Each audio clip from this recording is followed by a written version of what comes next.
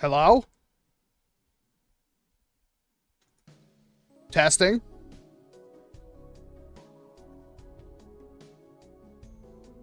Okay. So, that sucks. I think I figured it out. Okay. So, as per usual, I tried to upgrade things and make things better, and that worked about as well as you'd expect. Welcome to the Saturday Night Stream Thang. Oh my god, I can hear myself so bad. I might actually have to turn off the monitor. It's delayed. Maybe I can fix that. I'm gonna try to do that Hello? Hello? Testing? Testing? Testing? Testing? Testing? Test? I don't know if I can. Huh. Okay, so you can still hear me right now, right? Please tell me you can still hear me. Okay, everybody can still hear. Okay, good. I had monitor on so I could check to make sure that I'm, not just talking to myself here, but that is causing some issues. So anyway, welcome to the Saturday Night Stream Thang. I'm, of course, Walcom S7. We've got some new news on nerfy things and some fun stuff to talk about. We might even do a Dart Zone Pro tier list later. I'm still thinking about that. But how is everybody doing tonight? Thank you, A. Robin. Thank you, Brandon. Yes, tomfoolery, it's time to get silly. Good to hear, Blake. Good to hear, Dark Reaper. Sorry to hear that, Saxon. Hopefully, can make your night a little bit better. Not feeling great after seeing the upcoming Nerf blasters. Oh my goodness. Yeah, it's also, man, is it hot up here in Washington today? It's like 82 degrees out, which I know some of you are like, that's nothing, but up here it's a lot. And for it to be like, I think it was like 38 degrees in the morning and then 80 something at night. It's kind of crazy. I just got a Max Striker and I love it. Ooh, I mean, hopefully you didn't pay full price for it. Because, yeah. Hey, Hawkeye. It's going pretty okay, Nicholas. It's going pretty okay. With the green screen and everything right here, I actually do have a fan blowing right here, so I had to also work on audio. Hopefully it sounds good. I had to do some, like, audio crisper, lower things. Yes, King Kiwi. Had a tornado touchdown at my work today, Einhander. Holy crap. Oh, thank you, PMAC.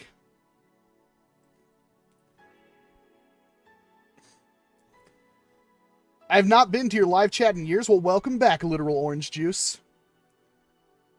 Alrighty. So, we have some stuff we got to talk about, obviously, because there has been some things popping off in Nerf recently, and these are not official releases, and the information that we know is very limited.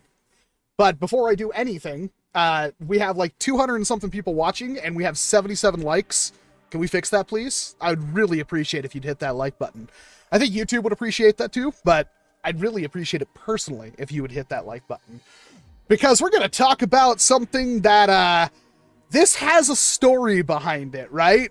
For those of you in, like, the secret club in the Discord, which is where, like, the patrons and stuff get to talk to me, I saw this blaster, and I was almost hopeful. I actually defended it, and then a couple of days later, bots found another picture of it and absolutely ruined this entire blaster for me. Thank you very much for the $1 super chat, Aiden. Let's bring up, I'm going to have to probably minimize the Walcom. How do we do this? We just go like, why are you not letting me? Why is it when the second I go live, everything goes wrong? Webcam. No, it's, ooh, okay. All right. This is how we're going to play. I can play. There we go. There we go. Minimize the Walcom. Like that. All right. And then we bring up the Nerf Halftone Hero. Now, this is apparently based off the Mammoth pistol, I think, from Fortnite. I have not played Fortnite in years. Somebody hopefully can tell me in the comment section if that is true. Also, the drink of choice right now is that new Dr. Pepper creamy coconut. which, despite the name, is like the best soda I think I've had in a long time. What? At least the rat is still working? Of course the rat is still working. Is something else broke on the thing right now? It's the double-barreled shotgun, people are saying. Is the double-barreled shotgun pistol grip with a hammer? Okay. Interesting. So, basically this picture was posted, and honestly, in terms of like design, I'm not going to talk about the colors and stuff, even though I kind of like them, to be honest. I like the half-tone hero wrap, and I like the blue and yellow color scheme. It's very good. I saw this and I got kind of hyped because this is marketed as a break action blaster. And it does clearly have a pivot point. We can grab our little pointer rat. We got a pivot point right there. Leg Plan has donated $2 through Super Chat. Should I get the Firefly? I don't know how long ago you donated that Leg Plan, but thank you very much. Should you get a Firefly? Are you talking about the Monkey Mods one? Because I've done like 4 videos on that blaster and I still love it. And it just keeps getting better with time. There's a Swin rifling one, which I think will be the best version of that blaster, but I have not gotten my hands on it yet. But this thing looks like it would be awesome because you can see where the pivot point is, you can see where the hammer is, and obviously that tells you that there's like no room back here for any kind of internals. And I got super hopeful. And as you can already tell, I'm spoiling you because I thought this might be legitimately the first time Nerf has made a break action rear loading revolver. They can do it. They have the technology, right? Let's go to the description of the halftone hero. We'll just, we'll put that in front of the actual blaster picture. The NERF Fortnite halftone hero blaster is inspired by the equipment, notice they don't say gun or anything, used in Fortnite and comes with a halftone hero wrap for the popular video game. It includes a bonus code to unlock the halftone hero wrap in game, which is cool. I think that's an awesome idea from Nerf, and they have been doing it less. Like, I know they kind of started with the Halo thing, and they've been doing it a little bit more. I don't know how many Fortnite blasters actually have a code in them. It is definitely not all of them, and I have honestly stopped paying attention at that point.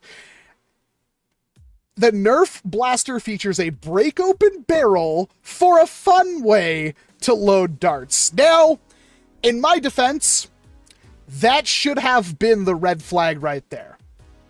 Do you think we even need to read more when Hasbro blatantly says the Nerf blaster features a break open barrel for a fun way to load darts, like it was written by ChatGPT? Do you really think? You know where this is going. I wish I could like lie to you because I was so excited for this blaster and I'm so done with this blaster now.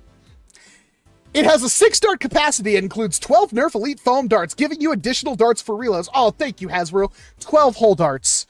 What are we going to do with our 12 darts? Hey, Valor, nice to see you. Thanks for coming out. 12 whole darts. My cup runneth over with my foam projectiles, Hasbro. You blessed me. I'm sure you didn't add $5 to the price of the blaster specifically for those extra darts. It features cool hammer priming action. Hasbro, okay, and I say this, I'm not trying to judge the entirety of Hasbro here. I know that somebody had to write this, probably an AI with a gun pointed to their head. Like an actual firearm, not a Nerf blaster. It gets worse the more I read it. Daddy Hasbro's doing good on this one, says Harris. I don't think so. With its cool break-open loading and colorful wrap, the Hasbro Fortnite blaster is sure to catch the attention of opponents in Nerf battles. There's no way this is not AI. You cannot convince me a human being wrote this. Nerf foam darts are perfect for indoor and outdoor battles and tested and approved for performance and quality. Hasbro Nerf Elite darts have been the worst option for like nearly 6-7 years now. By far the worst option. Every time. If you're using Elite darts, you are limiting your ability to actually enjoy your blasters. Even Hasbro ones. I can't even read it through all the stuff in the background. I don't have the picture anywhere but on screen. Halftone Hero Blaster is a great gift for Fortnite fans and a great addition to NERF collections. 2 NERF collections for play and display. Eyewear recommended, not included, no batteries needed, Hasbro marks and copy, or Fortnite, blah, blah, blah, blah, blah, blah, blah, blah. So, at that point, we had that description and we had that picture. And honestly, still, that picture looks awesome. I knew this wasn't going to be a performance blaster, right? Right? But that looks good. I was hopeful. I had an idea in my head. This could be a break action rear loading NERF revolver. Oh. All right, chat. I don't know if you've seen the other picture, but how do you think this thing works? Like seriously, tell me in the chat. How do you think this thing works right now?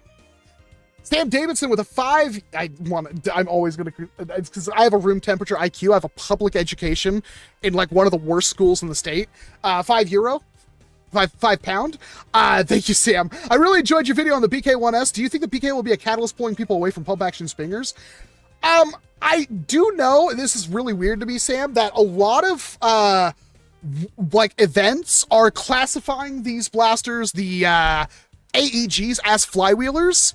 So I don't think they'll ever, if every event starts doing that, I don't think they'll supersede pump action, because then pump action could hit higher FPS caps than these things can.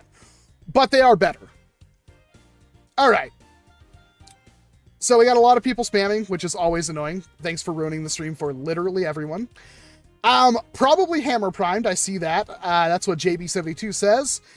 Break action is cosmetic, says Ryan Keith. What else we got? A lot of people just screaming Walcom for some reason, which is really confusing. I don't know why people are screaming hi Walcom, but thank you. But why are you just screaming my name? Gil Herbe? Hello, Iva. Brickosaurus 227. It's another smart AR piece of crypt. Ding, ding, ding. I hate to spoil it for everybody else who guessed, but that is exactly what this POS actually is.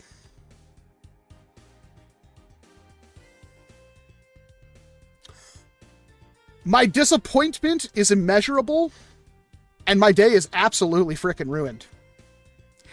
I don't know where bots found this picture, and we'll talk about this,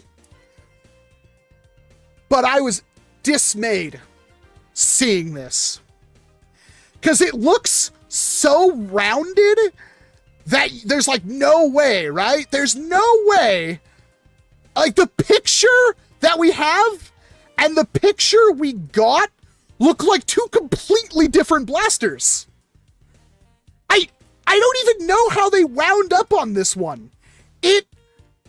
Okay, so if you don't understand, I will explain. Hasbro's smart AR technology, or smart air restrictor technology, is a cool thing.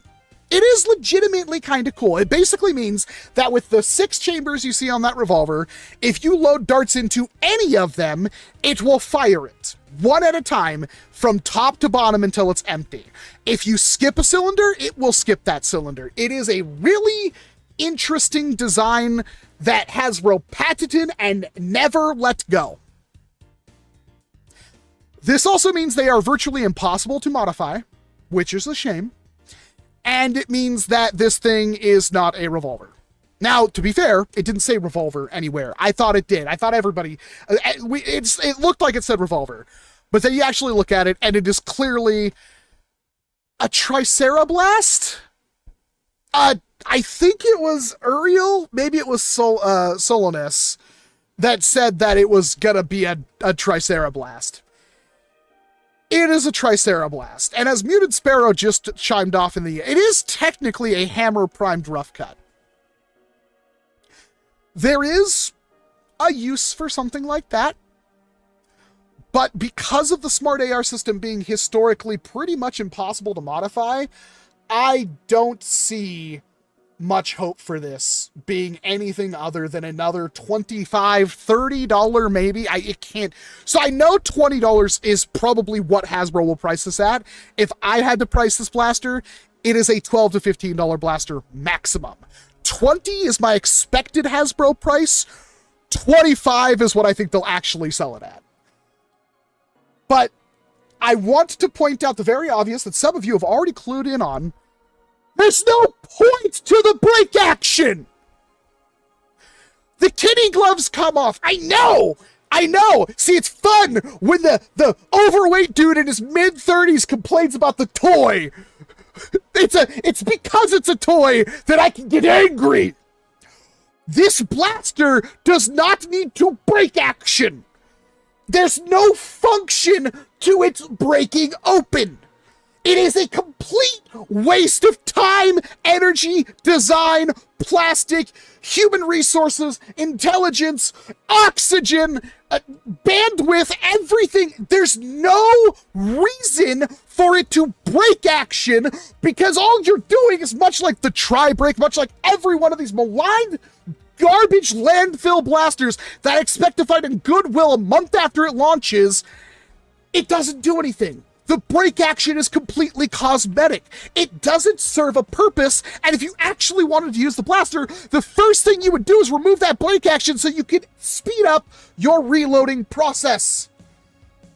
I hate Hasbro right now, and we haven't even gotten to the main problem, which is why after we're done with this, we're gonna do a tier list of Dart Zone stuff because this is garbage.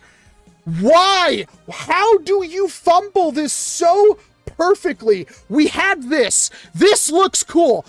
I don't care who you are in the chat right now. This looks awesome. What the hell is even that? What happened? I don't... I'm sorry. What's going through my head is her Tinder picture, her in real life. I hate it so much. I hate it. If you saw the secret club chat where I was defending this, like, oh my god, this could be an absolute win for Hasbro. I know it won't be a performance play, but it's gonna be cool, right? It's gonna be awesome because break action reloading revolver is something that they could very easily do, and they just haven't done it yet for some reason. And everybody was saying, dude, it's just gonna be another smart AR like Tricera Blast, and it was, and I was completely duped. I'm gonna have to switch to the hard stuff. Let's go with a Mountain Dew Baja Blast. And you're right, this thing is ridiculous, says Furby Professor. Lucas, it probably only break action because the double-barreled shotgun does that in-game. I can see the double-barreled shotgun at the top of it now. There's like actually a separation, grab our pointer rat, right there. That is clearly meant for the double barrel. It's not going to fire 2 darts at once. Okay. So, let's try to catch the fumble. We'll turn this around, right? We'll get him. We'll get the next one. What if this thing has a massive plunger tube in here? Like the size of a Coke can, right? Or a Dr. Pepper. Like, what if the plunger tube's like, that doesn't mean performance, but you know what I mean. Like, what if the internals are actually pretty good in here? Because honestly, looking at this thing from the side, I still don't know how it fires a dirt. There's really not a lot of room. It's a hammer shot. Wait, no, the hammer shot, I was thinking, why did I think the plunger tube was in the grip? The plunger tube isn't in the grip of the hammer shot. Where the hell is this thing's plunger tube? Hold on. We gotta break out. That, like, hold on. Hold on. I get cross-reference here. And I'm trying to, like, scoot myself off it. Streamlabs doesn't make this easy. Right? So, spring, hinge. I gotta grab my pointer rat. Spring, hinge, plunger tube. But the darts also, the dart posts have to go in there. So, the darts have to go in at least a little bit. I'm worried about this now. It looks like it could be massive. It also looks like it could be garbage. I'm really hoping this thing has some... I want to like it, right? That's my problem, is I want to like it. But every single time I want to try to like it, Hasbro just does everything possible to make sure you can't like it. Now, this sucks because it's like, oh, we were literally singing Hasbro's praises. Like, oh, thank you, Hasbro. Thank you for not giving us a bunch of Fortnite crap. It's a bunch of Fortnite crap. They could have made a cool single shot Mega XL pistol. Well, technically they have, but it wasn't hammered action Contra. It was the Fortnite Flare, which is still an amazing blaster in my opinion. Miss Coco gameplay. This is what anime thinks American guns are. Brandon Wade, the plunger tube would theoretically be in the shell above the grip. Yeah, you're complete. I don't know why I thought the plunger tube was in the grip like a knockout that was hammer primed, which would be rad. That's not the case though, now is it? And Aiden just says that gun is terrible. I don't even see, this is the thing, is like, I know it's going to be like a $30 thing and I don't want to give Hasbro my money. And every single time I get a blaster like this, I don't want to, like, this is what, like, it's hard to do reviews now because every single Hasbro, we already know, looking at this blaster, we know it will hit 60 to 70 FPS, right? Out of the box. It's a smart loading, or a front loading smart AR blaster, which means it has no mod potential. It's hammer action, which is cool. We're getting a hammer action smart AR. We don't get a lot of those. 4 Victory is one of my favorite blasters. The problem is, like, we already know everything this blaster is going to do. That's the problem with Nerf now. So even with things like the Nexus Pro X, right? We didn't know what every single prospect of the Nexus Pro X was, even though people had their hands on it, like Nuremberg Toy Fair and stuff like that.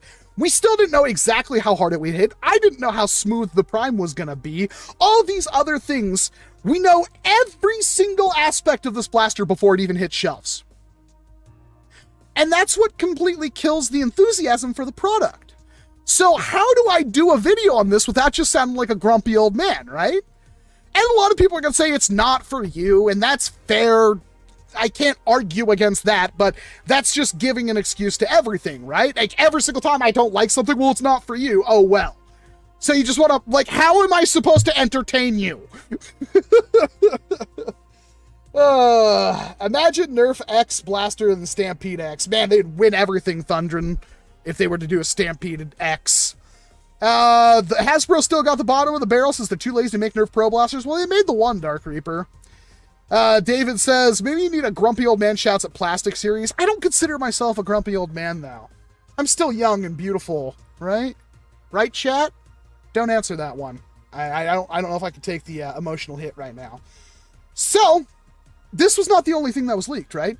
This was the first heartbreak.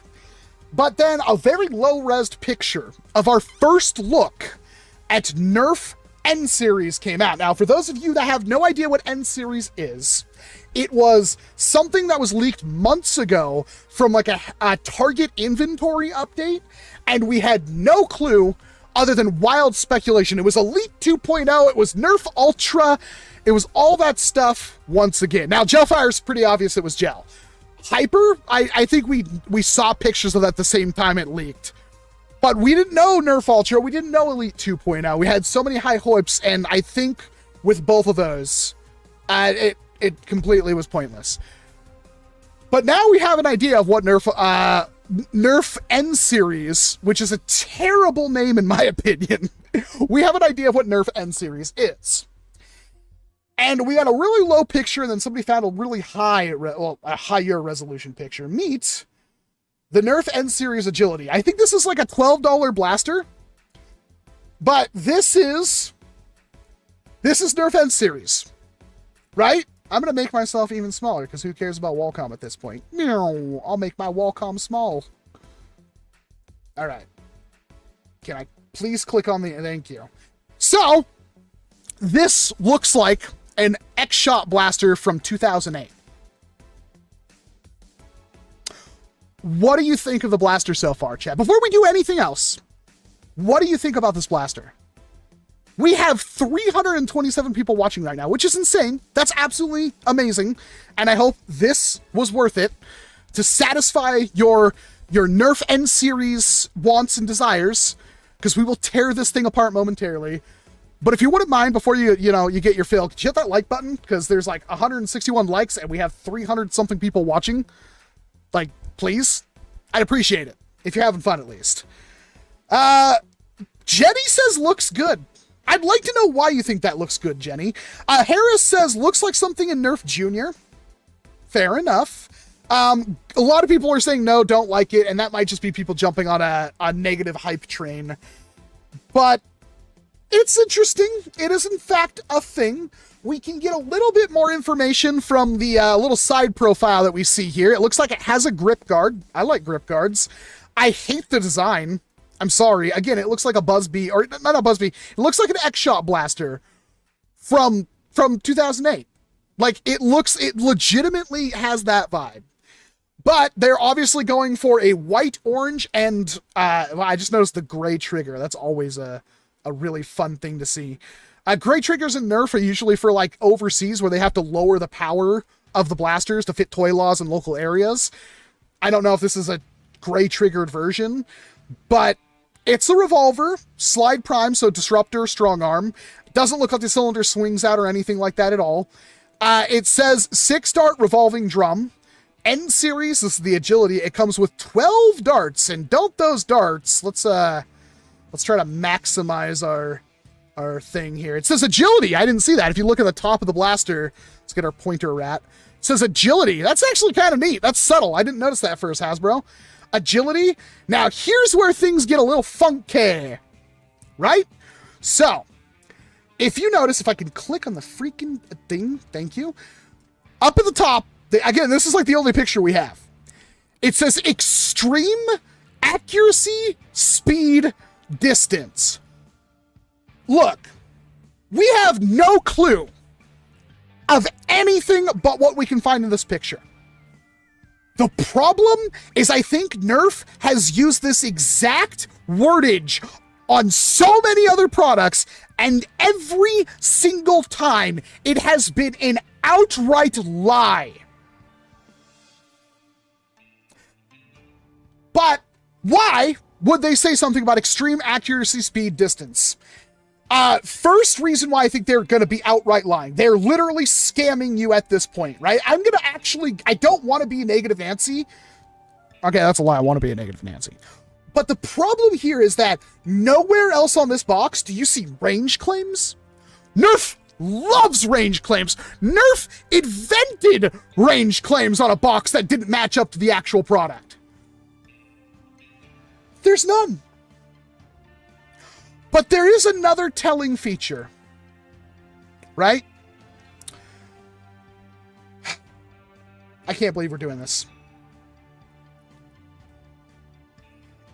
So, those are weird, right? There's a lot to unpack with this one image. There's 12 of them. But then it says N, so that's the Nerf swoosh, not the Nike swoosh, the Nerf swoosh with an N1. So are these N1 darts? Or are there multiple N darts and these are just type 1? They are flat heads. They look like they have some kind of texturing on them. It looks to me, if you look real hard, you can kind of see, if you look at the rat tail, you can kind of see the swoosh there. So I think it's literally that N right there on the front of the dart. But it also doesn't look right. The dart doesn't look like a typical Nerf dart in terms of length. Right? We have no other way to quantify this. But it doesn't look right. So, what can we get out of this so far? And I'll read the chat here in a little bit so I can get your guys' actual feedback. But we have... I'm moving pictures around that I can't... Let's get the end. There we go. We have claims of extreme accuracy, speed, distance.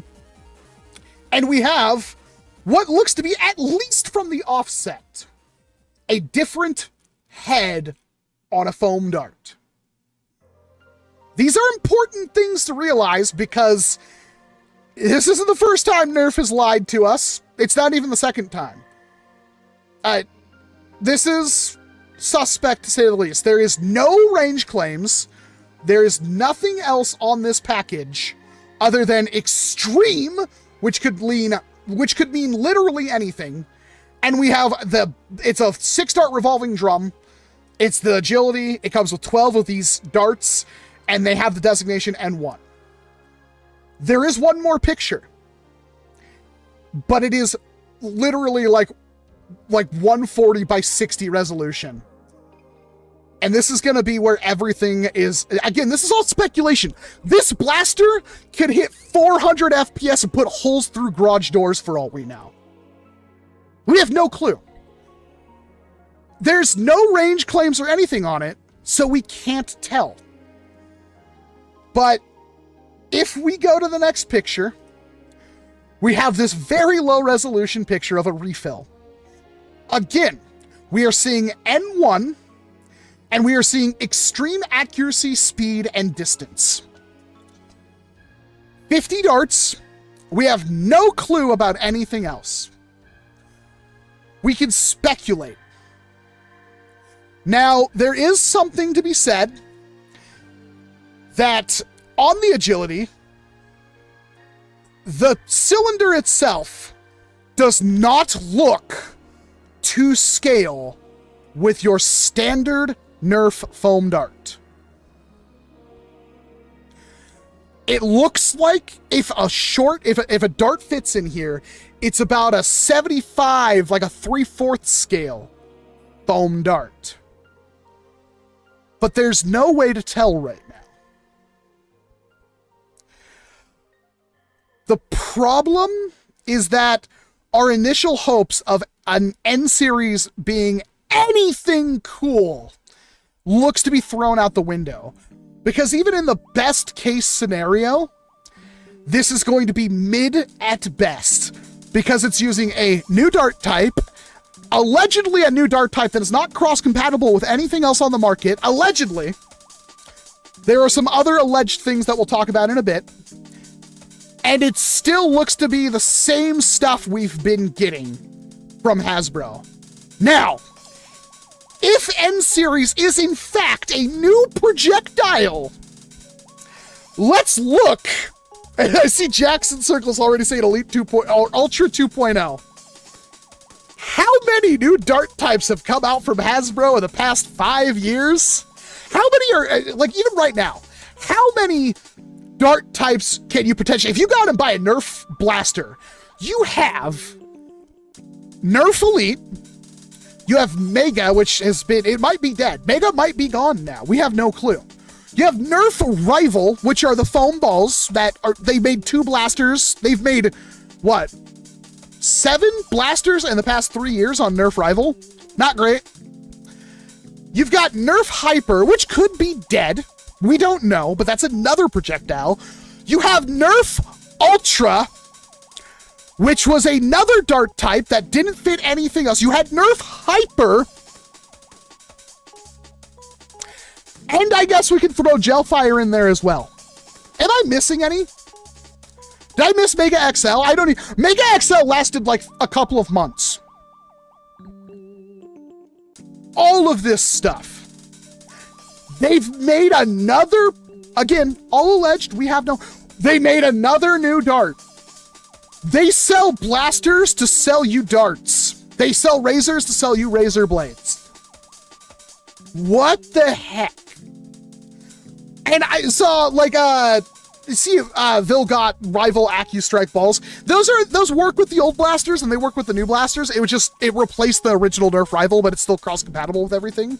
I said Hyper twice. Yeah, that's fair. I can't count. Room temperature IQ. I don't see how they can keep getting away with it, right? Whoa, that's loud. It's jam, but it's loud. I don't know how they can keep getting away with it because they never actually give their ammo time to develop.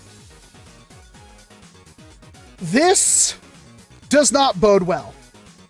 But here's the other thing. Allegedly, it's hard to tell, but because this picture, these look weird, these darts don't look right.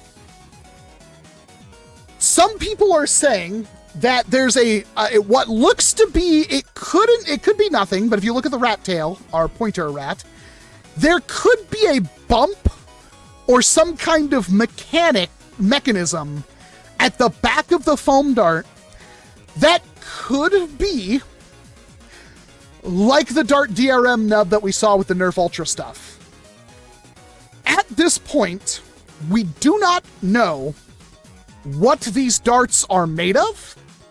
We don't know if they're foam that is hollow, like a standard foam dart, which if you didn't know, the reason why foam darts have like the hollow tube in them is because the air pressure blasts and hits the head of the dart from behind, and the back of the dart, the foam, is just there to seal it in the barrel, and then it acts like a fletching of sorts, like what you'd see on an arrow.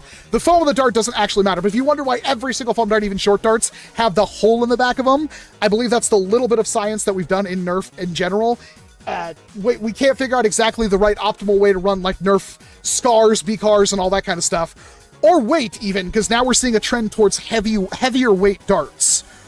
But we have known that when the air pressure hits the back of the foam dart, like, you want it to hit the head instead of the actual back, because then if it just hit the back of the foam dart and pushed the dart out, it would be destabilized like heck. So, we don't know, but it looks like, at least right now, this is Nerf Ultra 2.0. Again, hopefully, within the next week, maybe by next stream, hit subscribe. We will know exactly what these foam darts do. But right now, we don't have anything, especially when it comes to this picture. Then remember, the other picture didn't really show us the darts. We have this one picture. They don't look like standard length foam darts. They look like they're 75-80% scale. They could be bigger for all we know, but if we go back to the picture of the agility, that revolver cylinder does not look like typical Nerf length. And this could be another new ammunition type from Hasbro. And the problem with that is, can anybody in chat let me know if any of these... I actually think Nerf Ultra still had a chance, and I think the Nerf Pinpoint Ultra darts was a good step. They made like 2 blasters and completely abandoned Ultra. This looks awful. This looks like another attempt to sell us a bunch of new blasters where the darts don't work with anything else we know. And I'm going to state this right now before I go to the chat, when I start reading your comments. I am not married to the 50 caliber foam dart. I'm not married to short darts. I am fine with a new foam or whatever projectile coming out that supersedes everything. Because the problem with foam darts that I've been complaining about since pretty much the very beginning is that everybody loves the fact you can reuse a foam dart, but once you actually start getting into it, you really don't want to reuse foam darts. 1 or 2 shots and your darts are pretty much done.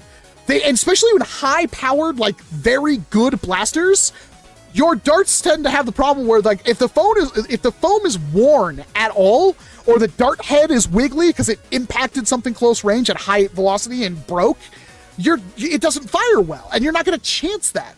So, like, when I go to a war, I basically don't reuse my darts. I shoot them once and I donate them to the club. I have to buy 400 or 500 darts for every single event I go to. These could be made, like, I liked Ultra because Ultra was way more durable. I could fire an Ultra dart 10, 15, 20 times and it would still be fine. But Ultra foam was hard to find when it was outside because it was black bodied, and the dart heads were garbage. It sucked. I see Blaster Face popped up. The hollow darts are for IP mechanisms, not ballistics. I would say I disagree with that, but I know Blaster Face is literally somebody who makes blasters, so that's tough. Blaster Face also says, it's also the consequences of raw material and production processes. Interesting. Everything I know when I try to sound smart just got flipped on its head. Andy Griff says, did you get magazines for the AG? I filmed that video Thursday, so no, I have not gotten... Wait, no, I filmed that Wednesday. I do have the AEG, although you can't see it because it's going to be chroma keyed out. Oh, it's like a ghost blaster now. It's like super tactical right now. I got the Purst 4 knockoff laser sight on it, and my knockoff Trijicon Aircog, Trijicon SRS. Yeah, this is about as tactical as a blaster gets for me, but I'm starting to see why people like that, because I can, like, death grip it, and I can hit the laser. You guys can't see that because it's a green laser right now, But you can use like, you can death grip it and do like the tactical, like I'm using the laser to aim, and then you can go up and use your sight, and it feels good. I also got some random buffer tube on it that feels pretty good. But yeah, I love this thing. I absolutely love this blaster. I hope I get more magazines for it. I'm serious, because I actually do like that blaster a lot. So there's a lot going on in the chat right now. This is one of the most intense chats I've ever seen on YouTube. Spit Zero, if there was an affordable alternative style to Elite darts, it would be interested. But I know I'm going to have to wait 3 years for the X-Strike version of these N-Strike darts. You would hope by now they would have got it right the first time. But then it's also Hasbro. So maybe they make a bad dart at the start on purpose, and then 3 years down the line sell us a new dart that's better. Why do I like Ultra so much? I still think Ultra has potential, Basement Studios. Ultra is, in my opinion, a better way to go, but I still think the best dart we could get right now would be Ultra Foam short darts that are bamboo style. And those do exist, but they're not sold very widely right now, and the dart heads on them are awful. And I've said this a couple of times, and I'll say it again. The company that will do the short dart with the bamboo ribbing with a solid head as a ultra dart, essentially, will win. I don't know how that will work for flywheelers. I have no clue, but whatever. Flywheels can be replaced by AEGs. Nobody cares. I don't think anybody actually prefers a flywheeler to an AEG. I don't. Price-wise, AEGs are completely unobtainium. Flywheelers are so much cheaper. But I don't think anybody actually prefers the mechanics of a flywheeler to an AEG, right? That's an interesting question. Blasterface, no worries. I'm here to enjoy the stream. Sometimes I only have half the story myself. Well, I trust your opinions. Vesic, are you going to look at the N-Series description? There's a description for N-Series. I did not know that. I do not have that right now. What are bamboo darts? Basement, those are the darts that have the ribbing on them. So instead of all of the foam of the dart touching the barrel of the blaster, it's these small ribs on the blaster that would lower friction against the barrel while still sealing tightly because it's foam. So bamboo darts are common with like the Dart Zone Pro alternatives. But as we go forward, Worker just released a bunch of new bamboo darts, and they're really, really good. They're so much better. Not only are they heavier, which you would think means less performance, right? No. Every single thing I've tested so far, the yellow foamed, green-headed Worker bamboo darts that are like 20% heavier than an Adventure Force Pro dart gets superior accuracy and distance and velocity than the lighter Adventure Force Pro Dart. What's an AEG? It stands for like automatic electronic gun, I think. Basically, it's like a Stampede, but on steroids. The inner 6-year-olds likes the AEG better. I don't know if anybody who actually prefers flywheels, but I guess Hawkeye says he likes flywheels, he prefers them, but doesn't say why. Why, Hawkeye? I need to know why. Tomsky says, Nerf making short darts is a stupid, obvious idea, but not like this. Exactly. Make full length and more traditional short darts and make blasters that can work with both. Adapters like the Exxon Longshot. That's the obvious idea, right? It's so weird to us that Hasbro would jump through all these hoops. They basically feel like, I'm not going to make, you guys made short darts? I'm not going to make those. Take Nerf Ultra. Okay, you don't like that? Take Nerf Hyper. Oh, you don't like that? How about bigger darts? Make XL. Oh, you don't like that? Fine, I'll make short darts, but they're going to be cut down AccuStrike and only work at flywheelers. How do you like that? That's what Hasbro feels like. And then they're like, oh, well, you don't like those darts? Well, we're going to make a new dart, but it's not going to be a short dart. It's going to be a new, different type of dart because we know best. It seriously is weird. I don't know why they do that. What's the switch on the Prime handle for? I have no idea what you're talking about, King Kiwi. You'd have to let me know what you're actually talking about. Could you do a direct plunger quick 16 guide? No! That is a very, very hard modification that even I couldn't accomplish, and I tried twice. Flywheelers have simpler mechanisms, meaning potentially easier maintenance, but I do like AEBs. It's fair enough, I suppose. Reliability over everything. AEGs are far more complicated. I suppose. If you had a perfect working AEG, though, Hawkeye, here's the thing. Hawkeye's like, yeah, if I fire 20 million darts through my blaster and it jams once, that blaster's going in the trash can. And I don't think that's a reasonable thing to think about. I think I had, out of the 500 or 600 shots I've had through this AEG, I have had one jam, and I couldn't even figure out if it was an actual jam. Honestly, and that was probably me using bad worn, those are worn darts that I was firing at that point. The agility had a weird selector on the slide. I don't think that was a selector. I think that was a priming pole. If you don't want to death grip the whole slide, I think that was just a loop that you could fit your fingers through. I believe you're talking about this. Yeah, I assume that's just like a loop that you can grab. It's just like, yeah, I'm almost certain. I could be wrong. Rate of fire and trigger discipline are most prevalent features on a flywheel blaster. You won't reach those levels. What?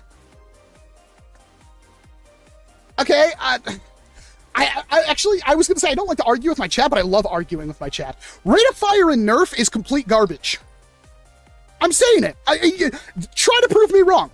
You can have 500 rounds per second on a NERF blaster. It's garbage. Because guess what? The biggest magazine you could pretty much get is like, that reliably works, mind you, is like 20. So having this stupid high rate of fire is completely pointless.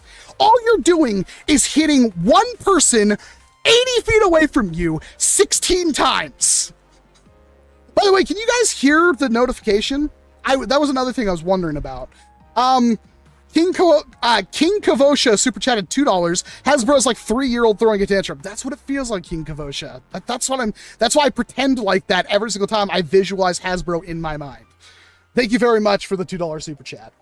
Rate of fire, like, go watch like a competitive NERF thing. Any of them. I don't think there's a single full auto blaster being used on the field. Flywheelers are using semi-auto. Springers are obviously semi-auto, not semi-auto, but one shot per, like, nobody uses high rate of fire. In HVZ, you want to conserve as much ammo as possible. So again, rate of fire is completely pointless. The only way that high rate of fire is useful is, in my opinion, if it's like a secondary, like a sidearm. I'm not even going to say secondary. It's your sidearm. You have a Lepus with one mag, and that entire point of that blaster is the, oh crap, draw it and spray everything in front of you while you're trying to run the other direction. And even then, there's like a dozen blasters that can do that. So, rate of fire is a complete meme. I understand that I get that, like, reliability with fly, but there's also, like, how long have we been doing the AEG stuff on NERF?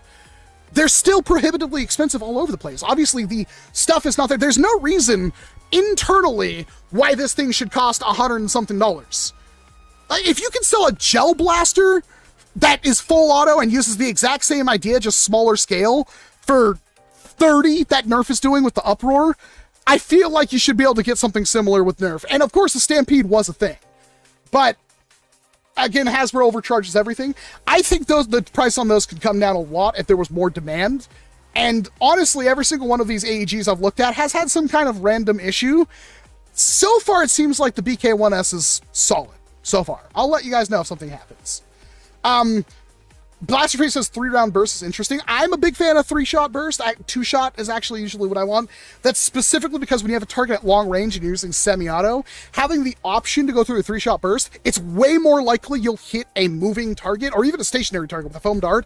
You're much more likely to hit it with a 3-shot shotgun than it is with a single shot. Because what do you do if you see a target at long range, right? With a dart blaster, let's say you have semi-auto, you're going to fire once, most likely, and you're going to wait to see what that dart does, and then you're going to correct or try again.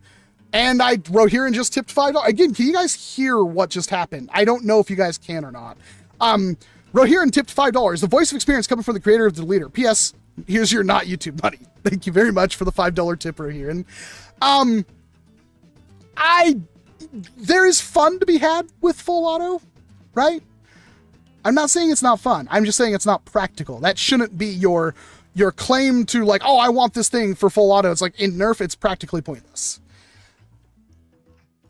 Okay, good to know. I don't know how to fix that right now. The the notification boxes. What I've done to try to make audio better is I muted the normal output on the headphones, because normally you guys would just hear what I hear. But because I wanted to hear monitor-wise, which doesn't even work right now because the monitor is delayed by like half a second, so I had to turn it off. I can't get the music, or not the music. The music player's on a separate audio track. If I could stop getting hair in my eye, thank you. The alert box is tied to my output of my headphones, and I can't change it for some reason.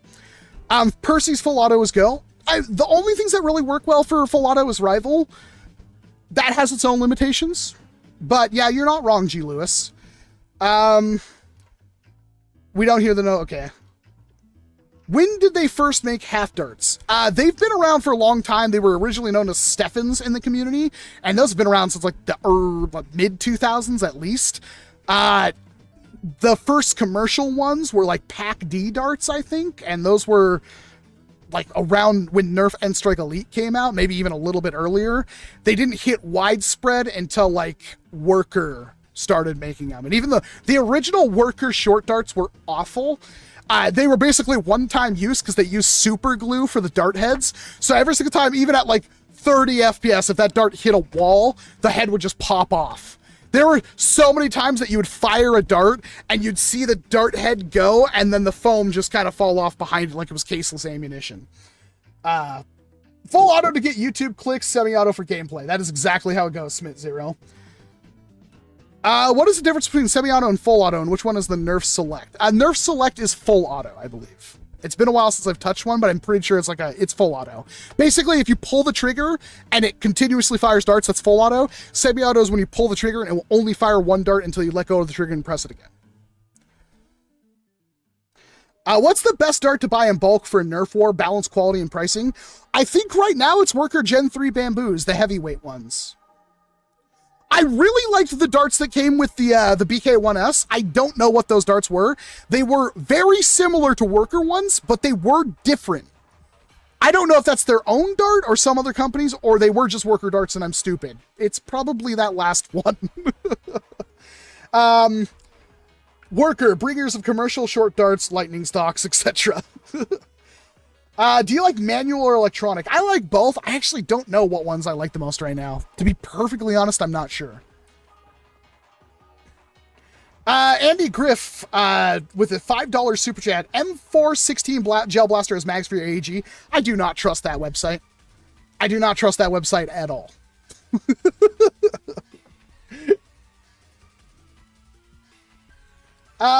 What is your favorite 3D printed blaster? Asks Wolfie.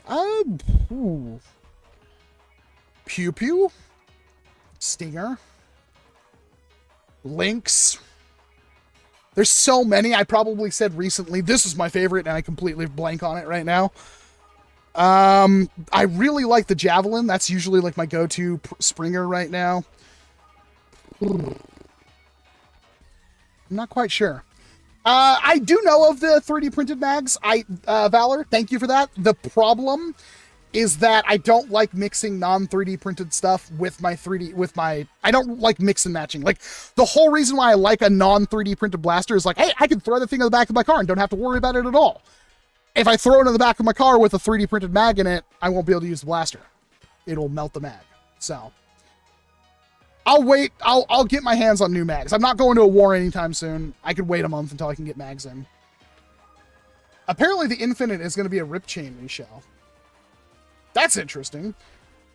So let's talk about something a little bit more fun to kind of cleanse our palate of all of this Nerf N-Series debacle.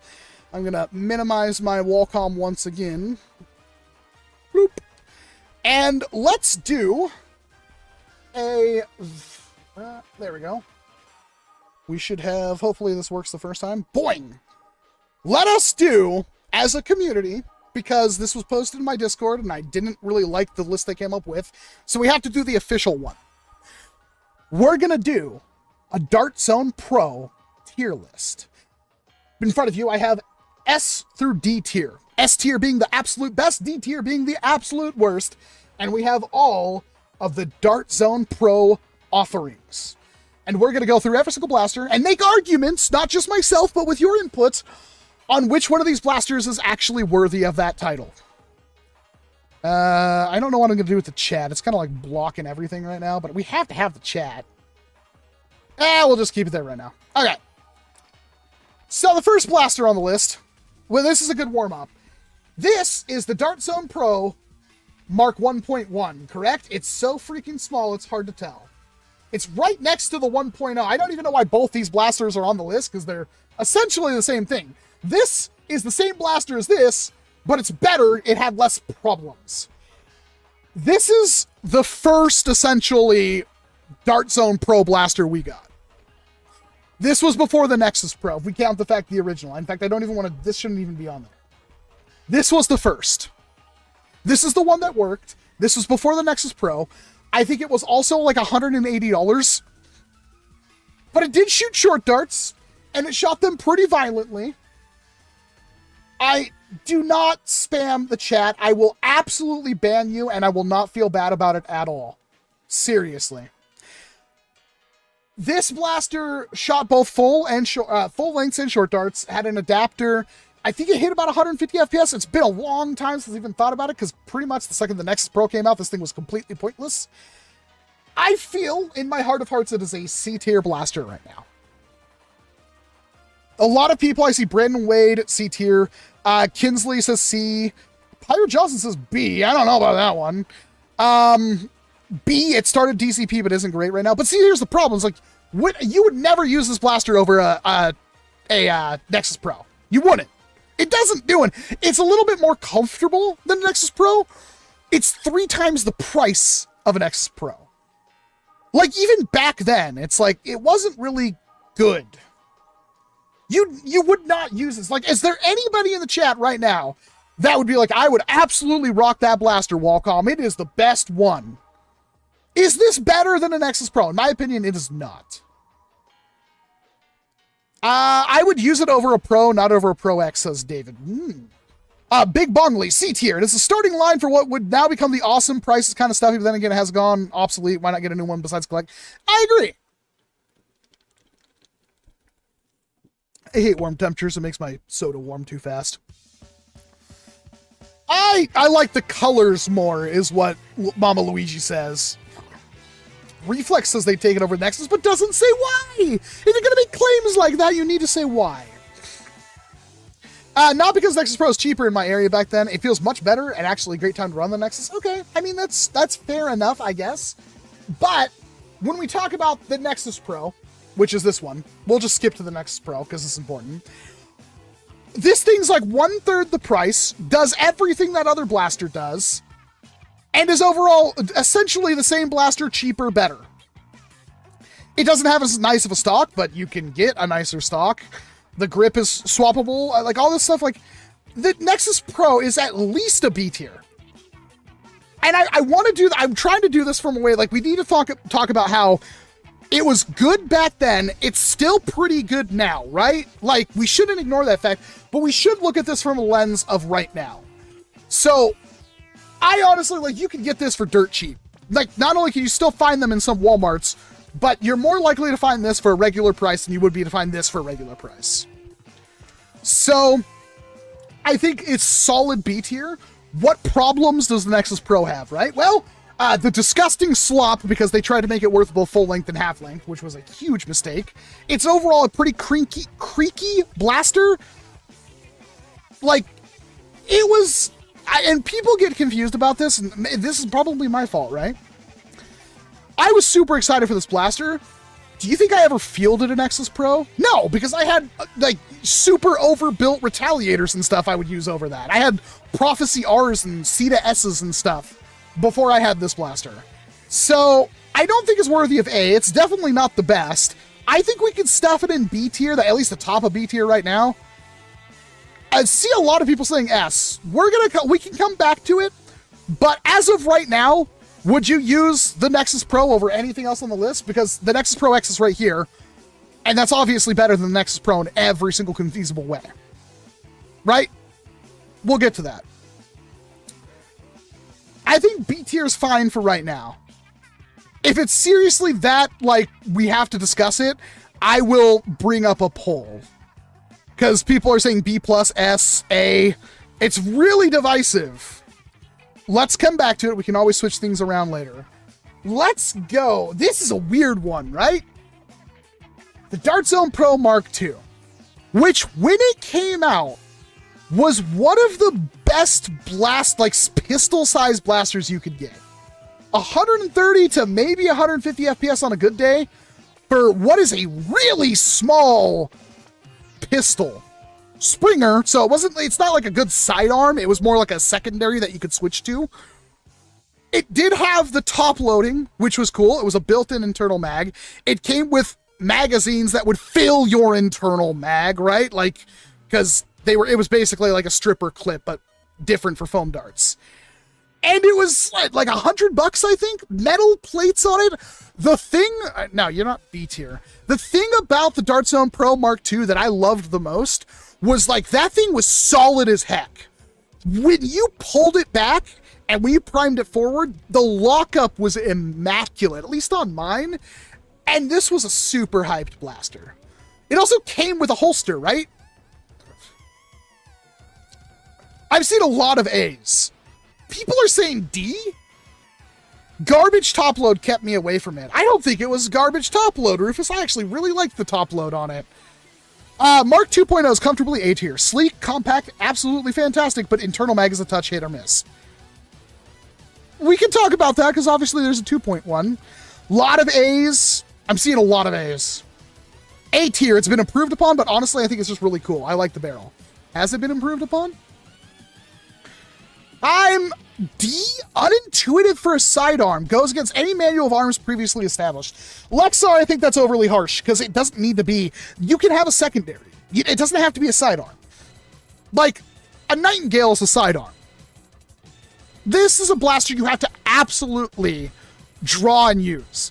But it still had its uses. Even if you were like running like a Nexus Pro, and then even if you had a Dart Zone Pro Mark 1.1, and then you had the Dart Zone Pro Mark II, there's still reasons clearing corners and stuff like that. You would use a much more compact blaster that was still exceptionally powerful. Plus, you could scavenge with it, which is much harder to do than with the Mark 1.1.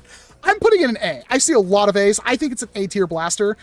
I would still use it. And the reasoning for that is we'll talk about that when we get to the Mark 1.2, right? Because there are reasons why the Mark 2.1 would be worse than the Mark II. Sam Slasher with a $2 super chat. Not on topic, but I hope Nerf goes back to the modulus. I don't think they will, Sam, but I'll take your $2 and pray with you that Nerf will go back to modulus. Lexar following up the original harsh comments. This is also in comparison to the other options on the list. I think this is just one of the worst offerings. We can talk about that, Lexar. We can talk about that. Let's, I don't want to go this, we need to space these out. Let's talk about, we're going to move these things around because like otherwise we're just going to save all the good stuff. There we go. Let's do the Aon Pro, eh? The original Aon Pro. This is a hard one. And I will try to start off the conversation on the Aon Pro with my original statement. I loved the Nexus Pro.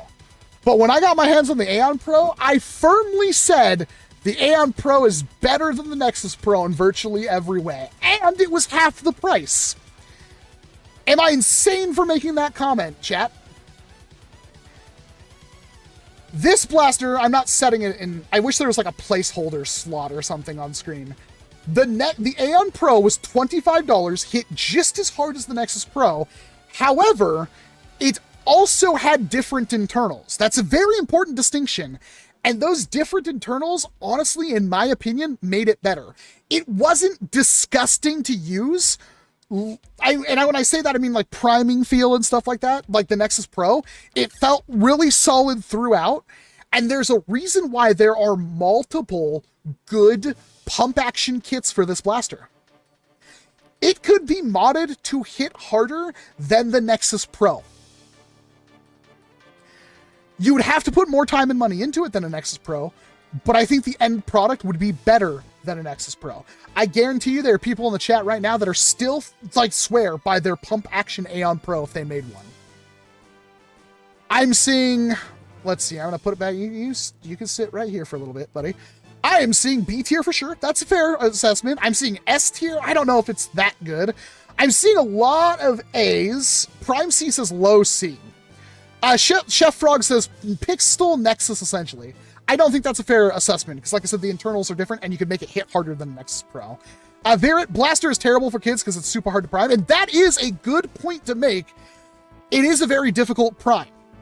That slide did not do you a lot of favors. If it was like a T-pole prime on the back, it would have been better. Lexar says, I'd say A has potential, but I think S should be reserved for things that you have that we know what's going in S tier. Where there will be fights, but we know one thing is going in S tier and we can't stop it. Not pump action C tier. I think that's a really dumb thing, especially when you can make it pump action. Rufus says I put a bolt spot prime style. Austin says Aon Pro A tier, possibly tier it lower. I don't like top primes, says Mama Luigi. To be honest, aren't these blasters meant for 15 years or older? That's true. Zine says I would pop the prime open and hook my fingers into it. Super smooth. Okay. That sounds... I mean, you're going against my entire maternal instincts when you're like, I'm going to pop it open, put my fingers in there, and rank back on. Like, that just seems like, oh my god, the catch just broke and that thing just slammed your fingers down. I'm going to put it in, let's say, no, you got to go right there. I'm going to say, I have to grab it over here. We're going to put it ahead of the Nexus Pro. Right? Can we put it ahead of the Nexus Pro, chat? I think it's better than the Nexus Pro. I don't know if it's A tier yet, but I want to put it ahead of the Nexus Pro right now. So we can put it at the top of B tier. I see a lot of people agreeing. Okay, that's fine. I feel like I have a gun held to my head. Not a blaster, a gun. Yeah, okay. Well, we're going to put it at the top of B tier right now. We can revisit it along with the Nexus Pro in the future. But I think it's comfortably at the top of B tier. And I think this next one's going to be way harder for us to go through. This is a rough one, chat. I don't know how to do this one. The Deuce Pro. We have to talk about the Deuce Pro. And this is a really, really tough one to talk about. Because the Deuce Pro, I was the one who originally broke the news that it had issues. And since doing that, I think things have gotten better. But this was a $40 blaster that you could buy from Walmart about a year or 2 years. I guess it's been 2 years, huh? It includes the blaster, which is a 6-shot revolver, 3 cylinders for that revolver, for a total, so you have 3 whole reloads, 18 darts total. It was very easy to pop the cylinders out. It came with a barrel extension, which actually boosted the power level. It came with a holster. It came with cylinder holsters. And all of this for $40 out of the, like, on store shelves. And it hit really hard. I think I clocked mine at a high of like 160 something. Can we bring, I got the thing's not centered, but you can get it. This is a tough one because I already see the chat. C's and D's all over. And why is that? Because when this blaster came out, it would skip shots like none other. But that was a fixable problem. And Dart Zone themselves, while they did not apparently address this, like, they did publicly say, hey, we screwed up. Contact us, we'll send you a free spring replacement. And while that's not great, it was at least something. I don't know. Apparently when they launched this overseas, they did fix that issue. But in my experience and opinion, even though I was the one who initially broke the news, even though there were reviews out before mine, I still really like this blaster. I would still rock this blaster today. It feels really good to use. And the fact that it comes with all the tack gear and everything you want, I'm sorry, my hair is blowing into my eyes. I honestly like this blaster, but it has faults. People are saying C tier. Great concept, hit hard, but had launch issues. You should have to fix issues like that as a consumer. That's fair. That is absolutely fair. It still does. I bought the one this year. Good to know, Vinyl.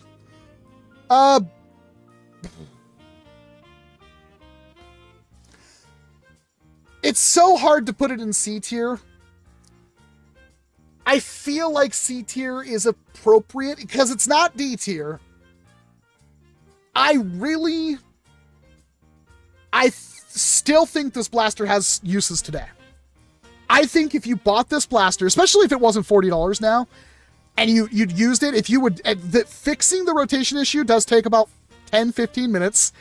Needs a screwdriver and a ballpoint pen spring, but you can fix the issue. You could still reliably use this blaster. But it does have issues. And for that, it's almost unforgivable. They did the cardinal sin, and that's not fair. I see Jeremy says, easy S tier for me. Had it for more than a year now, and once a month play. Double spring on mine, a high of 190 FPS. As a pistol guy, this is foolproof. And honestly, the funniest part is I'm really going to fight you guys on it because there's another blaster in the same category we need to talk about later.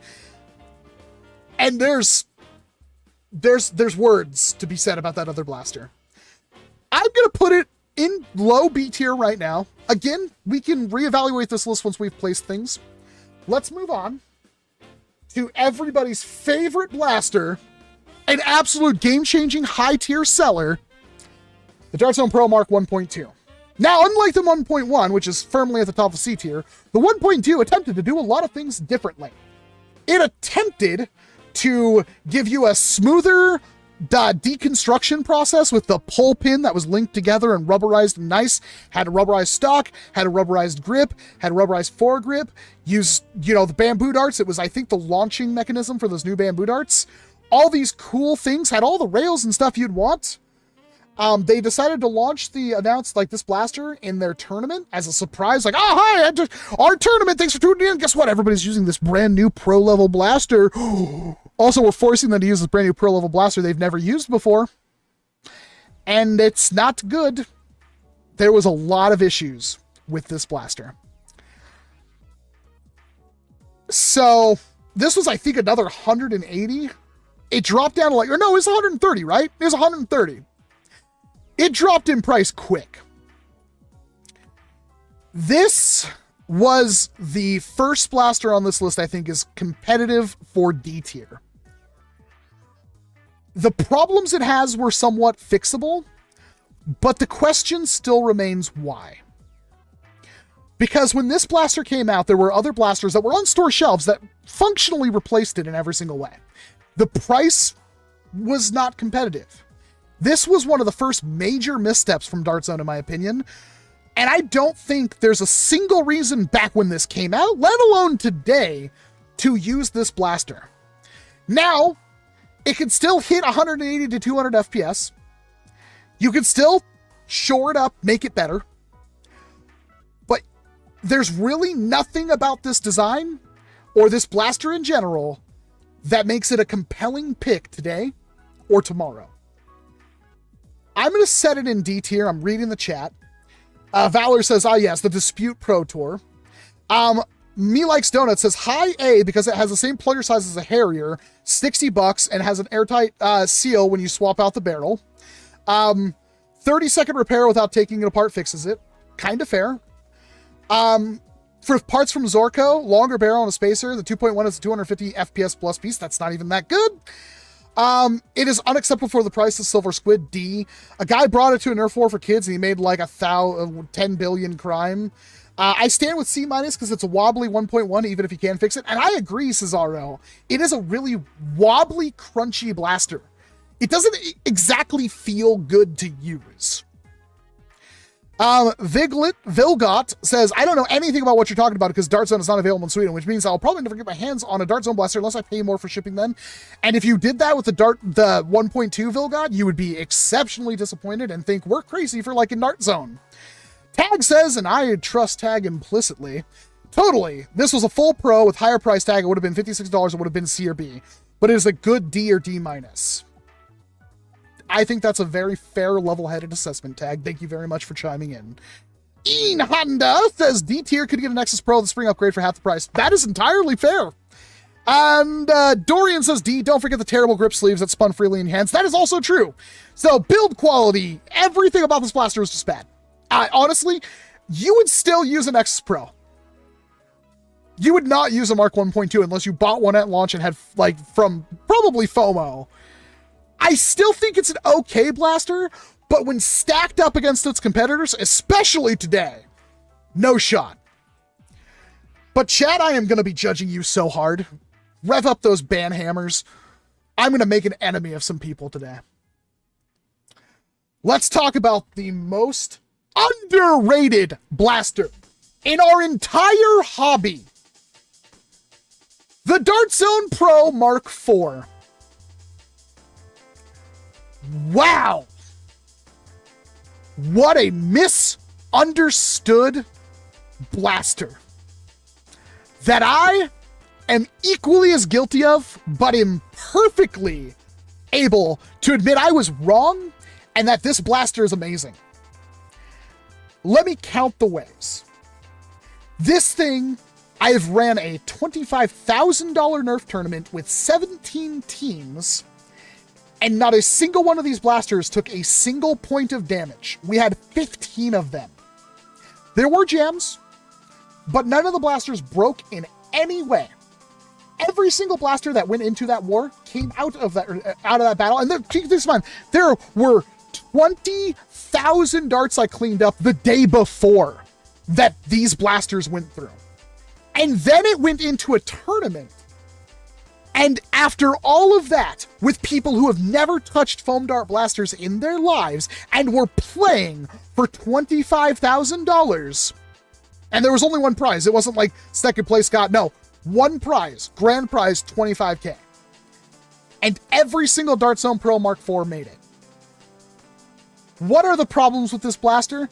It has some of the dumbest design decisions. Like, Dart Zone didn't know what they were doing. So, I can't read the chat right now, but what this blaster did that should maybe be questioned, maybe, is they took a worker Swift and made it different. It is a worker Swift. The internals are literally to the point where you can buy worker Swift aftermarket parts and drop them into a Mark IV and they work. That being said, there are reasons in almost every single way this blaster is better than a Swift. But when this blaster came out, the Swift was old hat. It was like 2 years old. And everybody was all hot on the Harrier. Myself included. What was the point of buying a Mark IV when the worker Harrier was already a thing? Well, because it wasn't competing with a worker Harrier, it was competing with a Swift. And the Swift, to this day, is still one of the most accessible platforms for hitting like 400 plus FPS if you want. This blaster, I'm not putting it in B tier. I'm just tired of holding the mouse. This blaster is nearly indestructible, has a stupid long prime, but at the same point is ridiculously smooth because of the long prime, and hits some insane power levels unheard of by everything we have on this list thus far. And it will outpower everything on this list, bar none. Metal internals all over the place. Every single part of this thing is absolutely heavy metal. And you can reasonably easily swap out springs. And even if you don't, because if you go to high-powered springs, you have to put the screws back in that stock or else the stock's going to blow right off.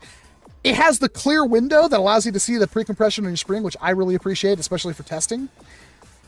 Everything about this blaster, with two exceptions. For some reason, they have this barrel extension that you could pull on and off, which obviously adding more barrel gives you increased velocity, which means you can have a heavier spring and reduce the velocity by taking off that barrel extension. And then you can, without having to swap out the spring, put the barrel extension back on and get more power. But then it also came with Dart Zone's first SCAR muzzle, or string centering auto rifling, or in this case a PCAR, a plastic centering auto rifling, because instead of using strings, it uses plastic ridges. That did increase the accuracy of the blaster, but they made it so you couldn't use the barrel extension and the accuracy thing. You know, when you want higher velocity, you're going to need better accuracy at the same time, which is the dumbest oversight that Dart Zone has ever done. It is fixable, but we're talking this is like a $180 blaster, I think, and you had to like grind pieces off of it. That being said, I haven't done it, and I will be exploring it very soon. I firmly believe that this blaster could do 400 plus FPS and feel way nicer than a Swift at 400 FPS. You can, the priming grip is unique to this blaster, but you can also replace it, which I guess you could. Could you even do that with the Worker Swift? I don't think you could, right? You couldn't put an aftermarket grip on a Worker Swift, I don't think. You had that sandy pump action, and that was pretty much your option without doing something else. This blaster, I think, is the most underrated platform. I just saw a comment, I think I read. Vilgot says, why would you want to hit 300 to 400 FPS? There's not so much the point that you want to, it's that the point is you can, but if you're hitting far under that, this blaster, out of the box, for like 200 something FPS, you could peaky prime it. That's important when you're using a blaster all day long. The downside is the blaster is freakishly long. It is the longest, like, of any of these blasters I've ever used. But there's a limit where you can't have it fun anymore. That's also not true. There are games where you might want to try to play. If everybody has 350 plus FPS, that just increases the skill ceiling. It lowers the amount of blasters you can use, but it increases the skill ceiling. So there are people who really like those blasters. This is, nobody gave this blaster. I'm the only reviewer, I think, that gave this blaster a chance. And I wasn't going to take a look at this blaster. Dart Zone sponsored a video from me. And I know I'm saying that right now. I'm not sponsored by Dart Zone right now to say anything I'm saying. I was sponsored, did the video, was surprised, did modifications for that video, because the whole point was to modify to show what it can do, because Dart Zone apparently couldn't do that themselves, so they needed somebody with Nerf cred to do a video on it. And then I did the whole California Starship Nerf War, which I have all the footage. There's reasons why you haven't seen that video. I'm doing it again in August. I'm so freaking excited. You have no idea. It's going to be so much better because the last one was thrown together in about 2 months. This one, they invited me out in like March for August. So there's so much. I'm really hoping I can bring like Zach with me and stuff so we can get some proper footage. There was a guy who borrowed my drone and flew all of my batteries dead on my drone.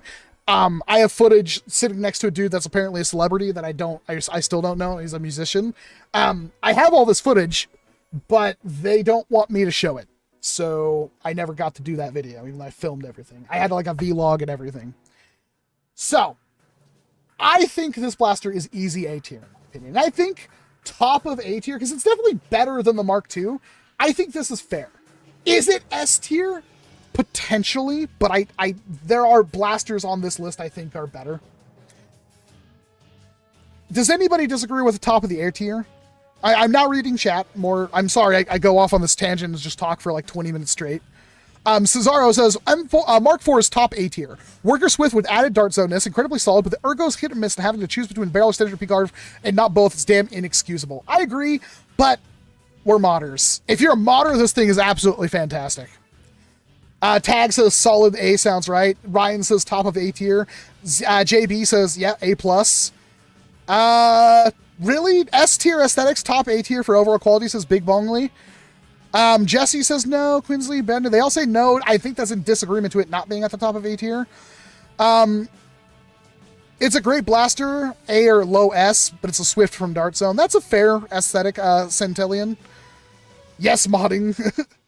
I play stock classless, Jackson. Well, your opinion is invalid then, Jackson. I'm sorry. I think we're going to put it at the top of A tier. Again, none of this is set in stone yet. We're officially building the list, but it's only official once I hit the save button, the save or download button. Up next is a blaster I love, but I admit it has a lot of problems. Not as many problems as the blaster after it, but it has some issues. The Conquest Pro. How many of you like the Conquest Pro? Right? I love it. It's one of my favorite blasters. You need some parts for it to make it better, but this is legitimately a blaster that is unique, and in that uniqueness makes it incredibly fun and intuitive to use.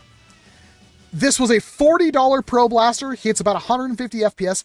Its major claim is that you fed the magazines like basically inside his butthole. There's really no other way to say it. Instead of loading magazines like you normally would, you load them from the back horizontally, like some kind of like crazy G11. And that meant that when you prime the blaster, it was taking a dart that is vertical in the blaster out of the magazine and putting it horizontal and then also loading it into the barrel while priming it's an absolute clockwork nightmare. Although it's way simpler once you actually look at it. And while I don't like the aesthetics, it also had slam fire. This thing is super cool.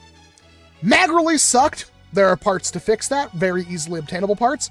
Pump grip, meh, but there were better ones. I love my Conquest. It is still a blaster I have on a shelf that is very easily, I would use it in a war tomorrow. I very much like this, and even though the Dictator, which we will talk about, is probably better, there are still things I like about the Conquest that makes me pick it over the Dictator. So, as of right now, I would still use this blaster.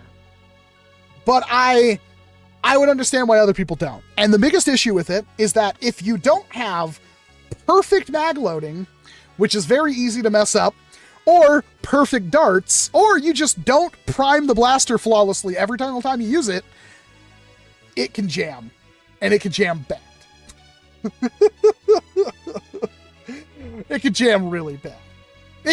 You could literally brick the blaster and have to almost take the entire thing apart to fix it. So, this is, in my opinion, a good blaster. But, is it better than a Nexus Pro? I could make that argument. I definitely say it's on par with a Nexus Pro.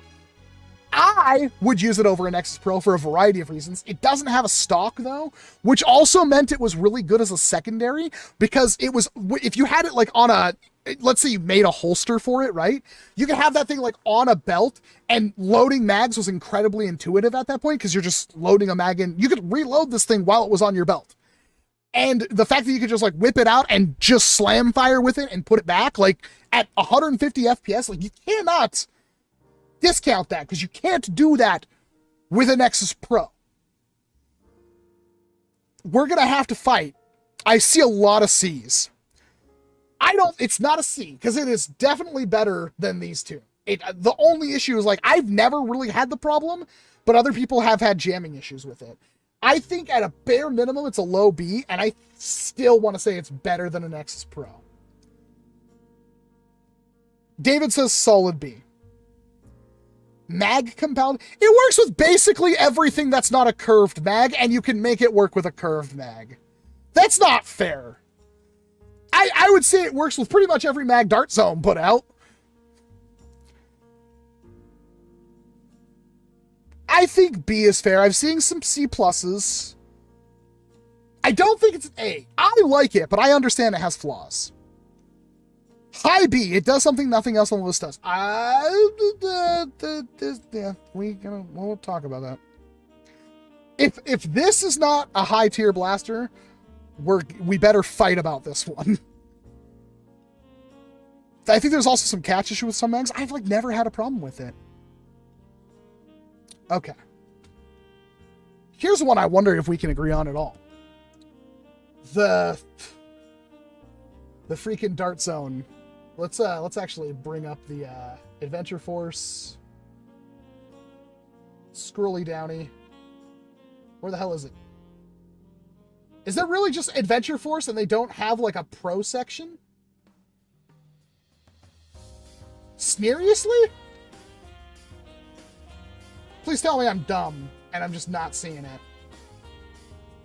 Oh, I hate this. Can I find it? Whoa, I've never seen that before. The ball shooter? Interesting. Can't get distracted. Dude, what the heck? Why can't I find the listing for the stupid blaster? Dart Zone Pro? Son of a Dill Dickles 9000! Where the hell is the... Is it a max blaster? Okay, well there's... I hate this. Is it a tactical strike? Oh my god, it's a tactical strike! This, you can see parts of it. This is the Jurassic Pro. This was like a $65 blaster. Yeah, this was expensive. And it's kind of a cosplay blaster with performance. So, this blaster looked cool. I need to, like, try to fix this really quick. Let's, there we go. This blaster looked awesome. Absolutely awesome. And it was meant to mimic the tranq rifles used in Jurassic Park. It had a big, long faux barrel with a big, long faux stun rod that made it look like the Mandalorian ambient phase thing. It had a stock that was supposed to mimic like the compressed gas that you'd use with the tranq rifle, except for they made it translucent and then put a mosquito in there, like, you know, the whole pivotal point of Jurassic Park. It came with the sickest rail attachment sight. It's garbage, right? It's garbage. But, man, does it look cool. Man, does that sight look cool. It's a bolt action prime. It's bolt action like Nerf bolt action, where you just grab the side of it, pull back straight, push forward, chambers of dart. And it shot both full length and half length blast darts at like 150 FPS.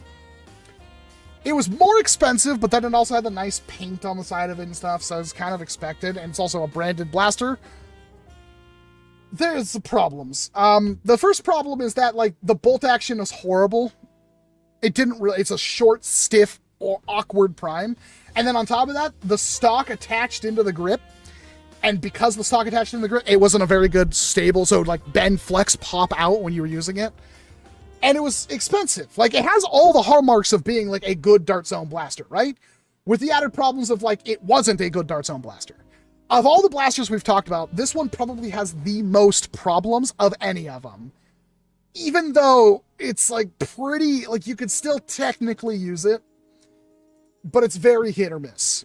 And with that, it's hard to find a good place for it anywhere above, like, I mean, if we're going to poop on the Deuce Pro, or it's almost, we could make the argument for D tier, but it's still technically usable. And if you got it on sale, like Jackson says, yeah, you could do some work with it. There are things you could do with this blaster, right? It's also kind of a cosmetic cosplay thing, which is worth a point or two somewhere. Miller says you can find a lot of these for really cheap and make them pretty good, but see, that's fair. Animus the Fox says, hey, awesome body and decent performance with the stock is flimsy as heck. Yeah, but that price point, that's the other issue. Price point, $65. Bottom of C looks okay when compared to other offerings on the shelf, but doesn't really do much to stand out besides of its tie-in and looks. Big Bongley, I can approve of that. Lexar says it's neat, B tier, not much else to say. Well, if you don't have much else to say, it's definitely not worth B tier. Jackson says I use it every day. Centillion says B or front of C. It was really cool, but reminds me of the Mandalorian blaster, trying to be a sniper, plus great stock. I can see it being at the top of C. It's definitely, while it has issues, does have issues, out of the box it has less problems. It's functional. Like the stock being wobbly, that's not like a deal breaker. The prime being stiff, that's not a deal breaker. This blaster legitimately was super expensive and kind of wasn't worth it. This one didn't work, requires fixing. And this one had issues that even today, if you still find it, it has enough positives to outweigh some of those issues, but it still has massive issues when it comes to fundamentally functioning. So yeah, I think top of C is pretty fair. I think that's actually super fair. I think top of C is super fair. Like, if I saw one of these at a war, I wouldn't be surprised. But I would understand why people don't use them. You could definitely make this better, too. There's no saying you can't make it better. But then it's also like you could make this better. So, would you use it today? Probably not. There's so many other options that are better. But it's still better than the things that are lower than it. Let's go to, ooh, this is going to be a tough one. Maybe one of the best blasters released in 2023, and that's saying a lot. The Dart Zone Solo. I made every single aspect of trying not to make that horrible Star Wars Solo song. This is a foldable, compact, tactical, it even includes a rail, a Picatinny rail, single-shot jolt blaster that was, at release, what, $15? Then went down to 9, and then jumped up to 17 or 18, and I don't even, it's always on sale now, I think, for around 14, 15. but you've never been able to find it on store shelves. It's an online only. It was available through Walmart. I think they took it off Walmart, and that's only available on Dart Zone's website. In terms of like using this blaster, I don't have a single complaint. Not a one. I think this is maybe the most intelligently designed Dart Zone blaster they've ever done. And the price point still sub 20 for a single shot. It hits over 120 FPS with a bamboo dart though. And it's tiny. And it has like, you can rear load it. You can rail mount this thing.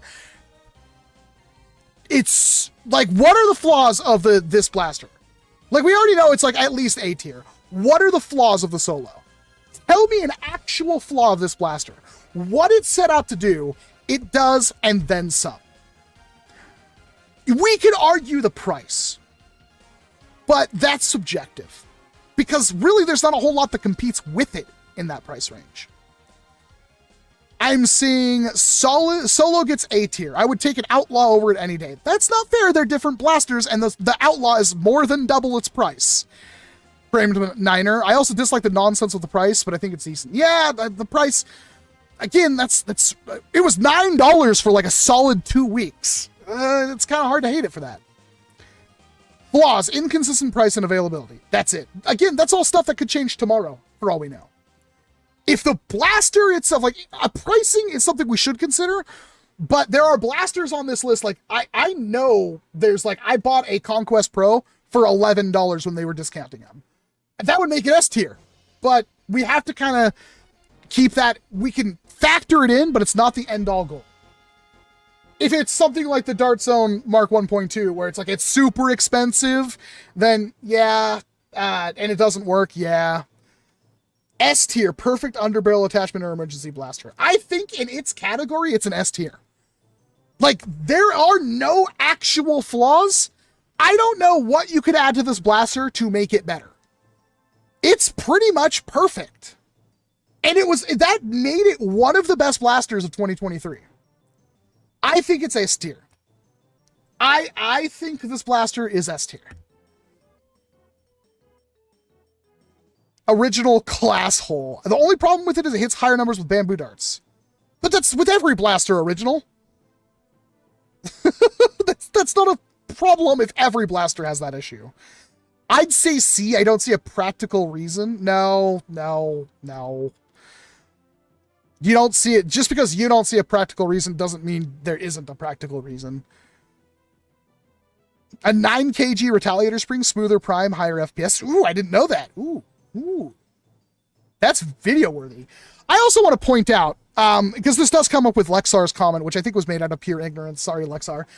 The shotgun barrels, rad.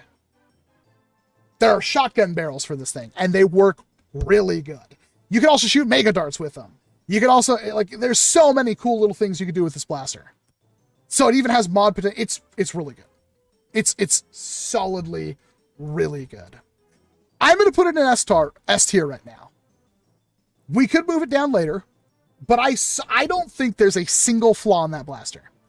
It surpasses what it set out to do. And that is the hallmark of an S tier blaster. And because, like I said, you could have bought, like, the month it released, you could buy it for $9. Sure, it sold out instantly because it was a really good blaster. In fact, it was so hard to keep in stock because it was such a good blaster. And I do think it's absolutely scummy that Dart Zone's like, okay, we're going to take it off Walmart and we're going to put it back up for $18 or whatever it is right now. So that's a great question. What is that blaster right now? I'm going to look it up. And Dart Zone Solo. It's $18. Oh, it's back on Walmart? I didn't know that. Cool. Yeah, no, that's solid good blaster. I'm going to put it in S tier right now. It can't go lower than A+. It's really good. It's really good. It's a severely overrated single-shot break-action blaster. You are in bias of jolts anyway. It's a D or an F in practicality. That doesn't make any sense. It's a super compact blaster. It's quarter of the size of anything else on this list. It's at least a third the size of the Mark II.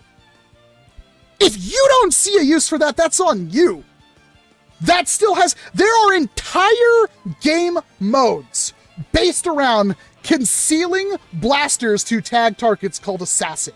That's actually, behind HVZ, Assassin is probably the second most played game mode in the entirety of NERF.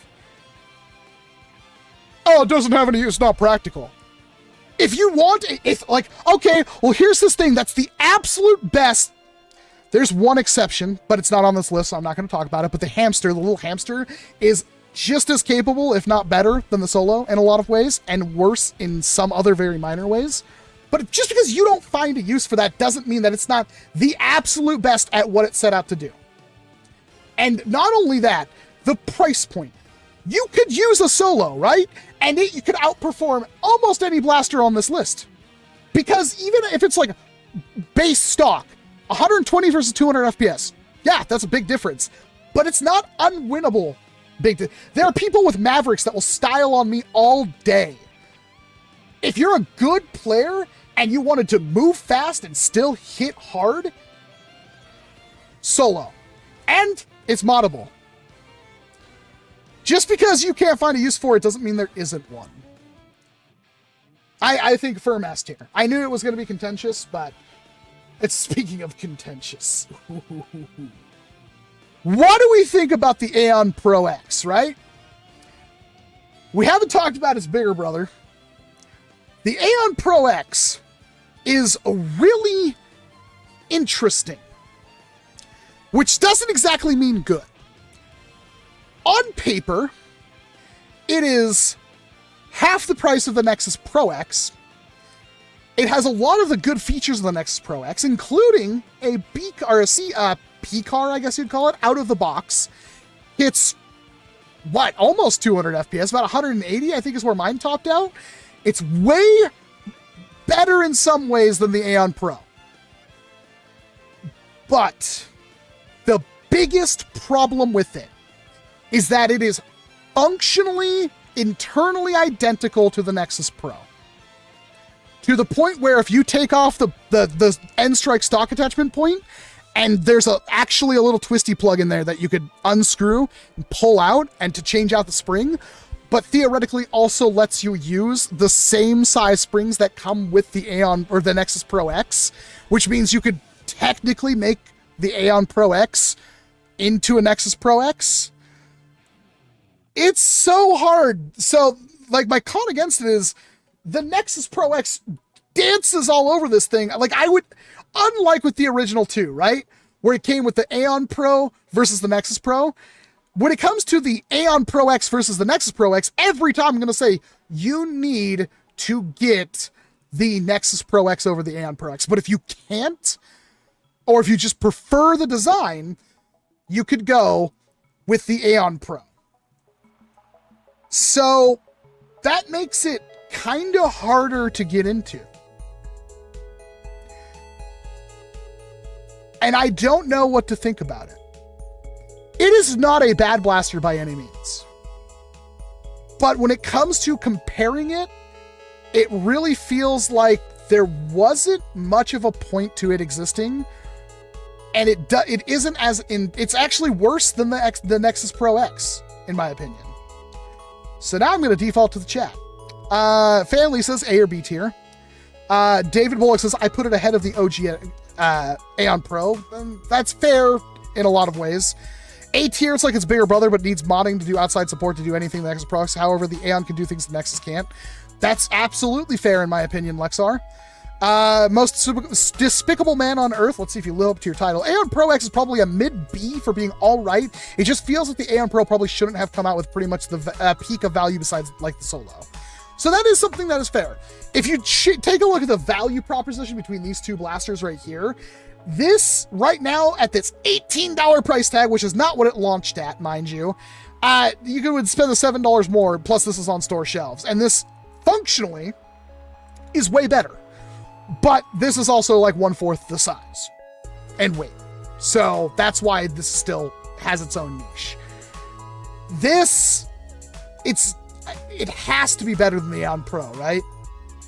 Is it high B tier or is it low A tier? Because I would make the argument it's a low B tier with this. It's like, it doesn't excite me. Like, the Aon Pro excites me. This blaster makes me happy. This blaster, you would use this over a Nexus Pro and you'd know why. You would never use this over an Aon Pro X, or Nexus Pro X, sorry. These names are getting confusing. Unless you just severely liked the pistol form factor. So put X blasters in the minus tier as their originals. And then again, Aon Pro X is decent near close quarters combat. It's not really long range. I don't really think there's any functional difference in terms of close quarters combat between these two blasters. I don't think there's actually any difference between them, because you would be shouldering and using the Nexus Pro X, and its barrel length wouldn't be substantially more than what you'd have with the Aon Pro X. I would say low A tier, but it got overshadowed by the Nexus Pro X. Above Aon, it's great, but top prime is less practical. But here's the thing. Would you ever pump action mod this? You wouldn't. There's no reason. I don't think you could reliably and aesthetically pleasingly get this blaster to be a pump action for less than what it would cost to just buy the Nexus Pro X.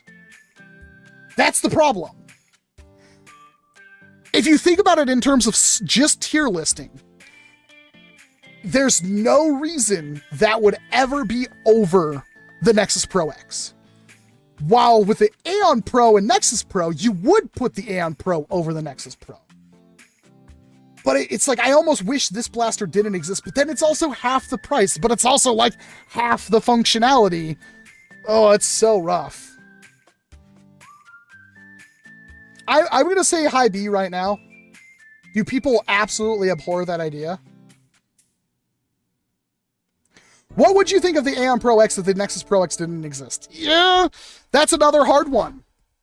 That's actually a really good comment, David, because I would still think it's like, oh, it's really good, and for 25 bucks, it's awesome, but it's not pump action, so you're going to want to make it pump action. And let's face it, we don't have things like the X-Shot Long Shot on this list, which is a $30 pump action bullpup. And that kind of throws, like, even though it's $5 cheaper, you would want to spend the extra $5 on the Long Shot.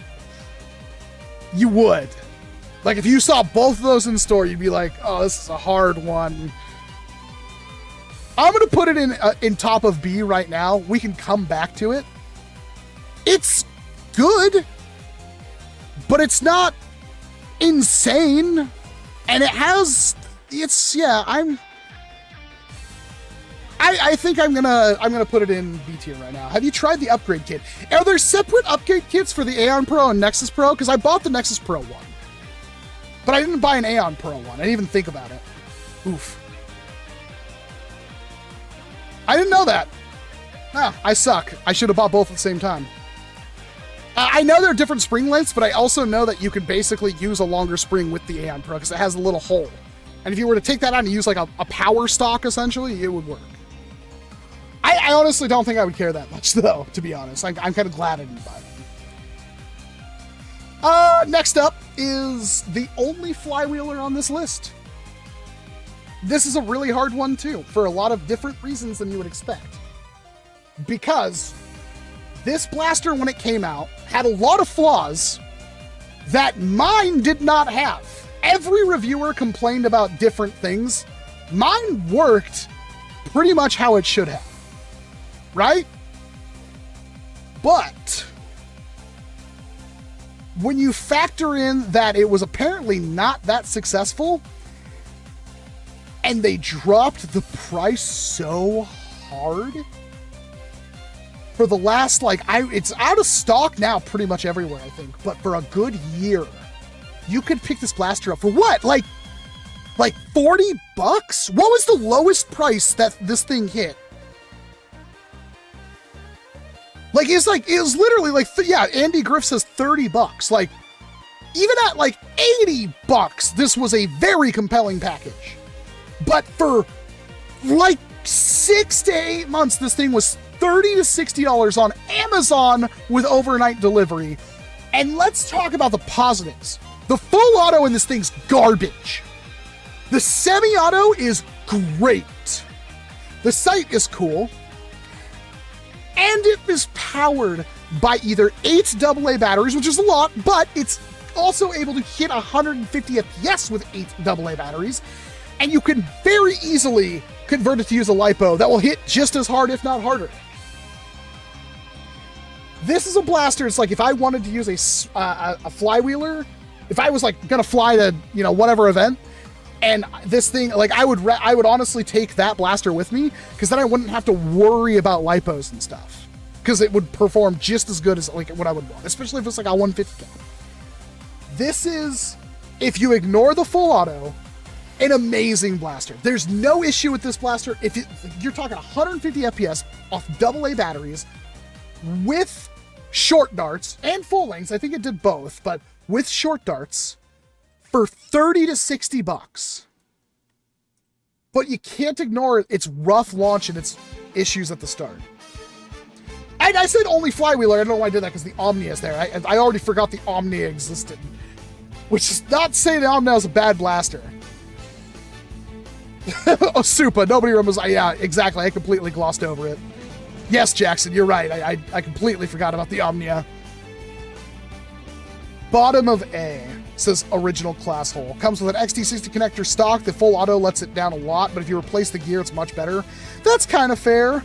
Drop-in kit by Eazy-E that fixes the full auto and doubles it. Yeah, that's fair too. It's still not great. It's funny because the full auto doubled is still probably under what the BK1S did. So I don't know if that's fair, right? Because as a B tier,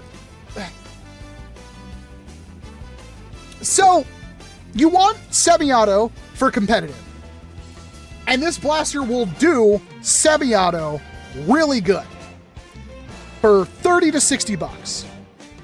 At 150 FPS or the ability to use a LiPo that'll just make the same FPS but make it instant rev. And yeah, Let's Fling Foam, 130, which was the launch price of this thing, was too much. But again, for like 6 to 8 months, it was like $30 to $60. I'm gonna say it's low A. Can we agree on low A? The price for most of its life was dirt cheap. And I know people bought the bejesus out of this. And I still like the sight. It's not that the sight was good, but I like the sight that came with it.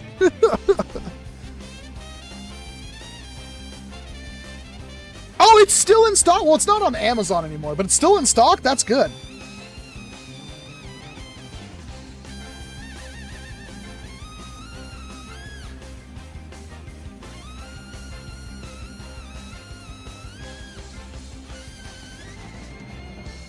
I'm going to say low A tier right now.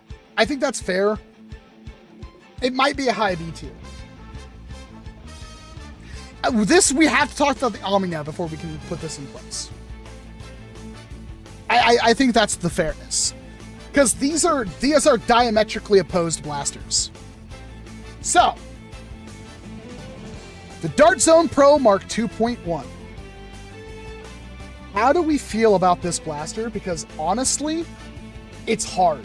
So, in terms of performance and usability, it is better than the 2.0 in every way. More powerful, has detachable mags, even though they're really garbage magazines and I don't like them. At the cost of it being a less quality build and way larger than the original 2.0. Which means it didn't really replace the 2.0. It was like a side grade. Bigger blaster, more power, added feature that honestly, in my opinion, still wasn't that good. And then you can still top it up. Like, it still had the top-up thing, but the magazines were replaceable. Did come with a holster. Did come with magazine holsters. Basically the same thing as the 2.0. But the thing that's always stuck out to me is it didn't feel as nice, and it honestly was a lot bigger than the original 2.0. But it still had a holster and everything, so maybe the size wouldn't matter. It's a side grade, and yeah, Trevor, I agree. It's a side grade to the point where I'd feel safe putting it right next to the original. If you were to use either of these blasters for the intended purpose, there are reasons to pick either one of these. And price now, I think the 2.0 is going to be way cheaper. The muzzle took worker scars out of the 2 box. Yeah, I'm not even counting the muzzle because the muzzle's awful. Like, yeah, you basically only use the muzzle. I guess it did add a little bit of a power boost, right? If I remember correctly. I don't even think I finished the review on this one. But it made it so ridiculously long. Mark 2.0, I'd put in my pants pocket instead of the holster. That's fair. Who are you? I'm from ancient Greece. No opinion. What the heck? Hey, Uriel! Oh yeah, the new Nexus Pro X B car fits on the... Yeah, it does, and I have a video on that. I've already filmed it. I don't know when I'll put it out. Hopefully soon. My next video is on the Ogre. Which gun is that in D tier? That is the Mark 2.1. Or 1.2. God, I hate these names.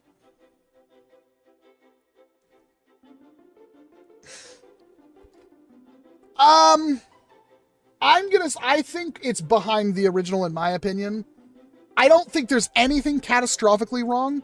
And if this is a loaner, I gave this to Anthony for a war and he liked it a lot. Because it was like really easy to understand and use. You could scavenge and you could reload if you needed to. It has a lot of answers. But I don't know. This is the one I had to kind of divert to chat. A or B tier, chat. A or B tier. I don't think it's under... It's not S.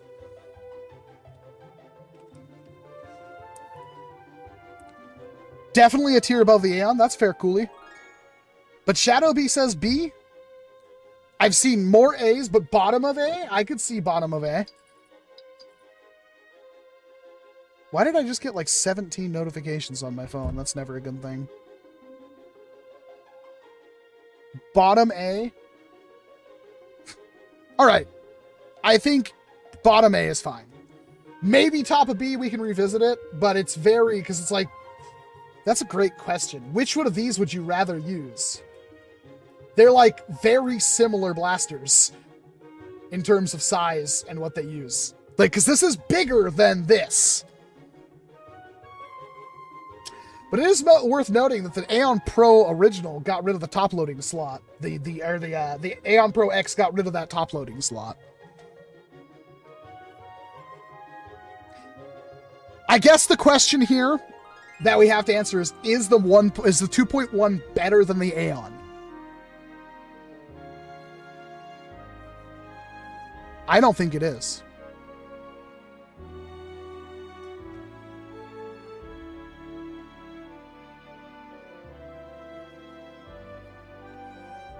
I'm seeing no from Kinsley, no from Shadow B. I'm seeing a yes from David. I'm seeing a no from Framed.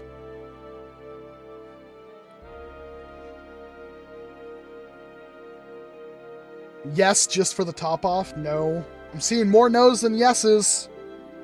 Chime in or forever hold your peace. And hit that like button.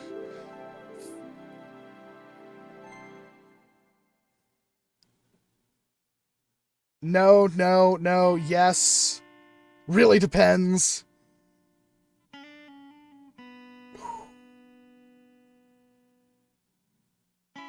I'm seeing a lot of no's. What do you think of this placement? Under the Aon Pro X, above the original Aon Pro. But still, it's a side downgrade in many ways compared to the original, which beautiful lockup, scavenging, high power. Well, it's not as high powered as this, but it's also like literally like 30% smaller. I wish I could have if I had 5 minutes to go find both of them, I could show you, but the original is so much smaller than the 2.0. I think that's a good shot for right now. We can revisit it. Do I play video games? Yes. Okay, it's totally agreeable. Well, Einhunder's, yeah, we'll take that. Do we even need to talk about this? Is there anybody who doubts where this thing goes? I'm being not facetious at all right now. Seriously.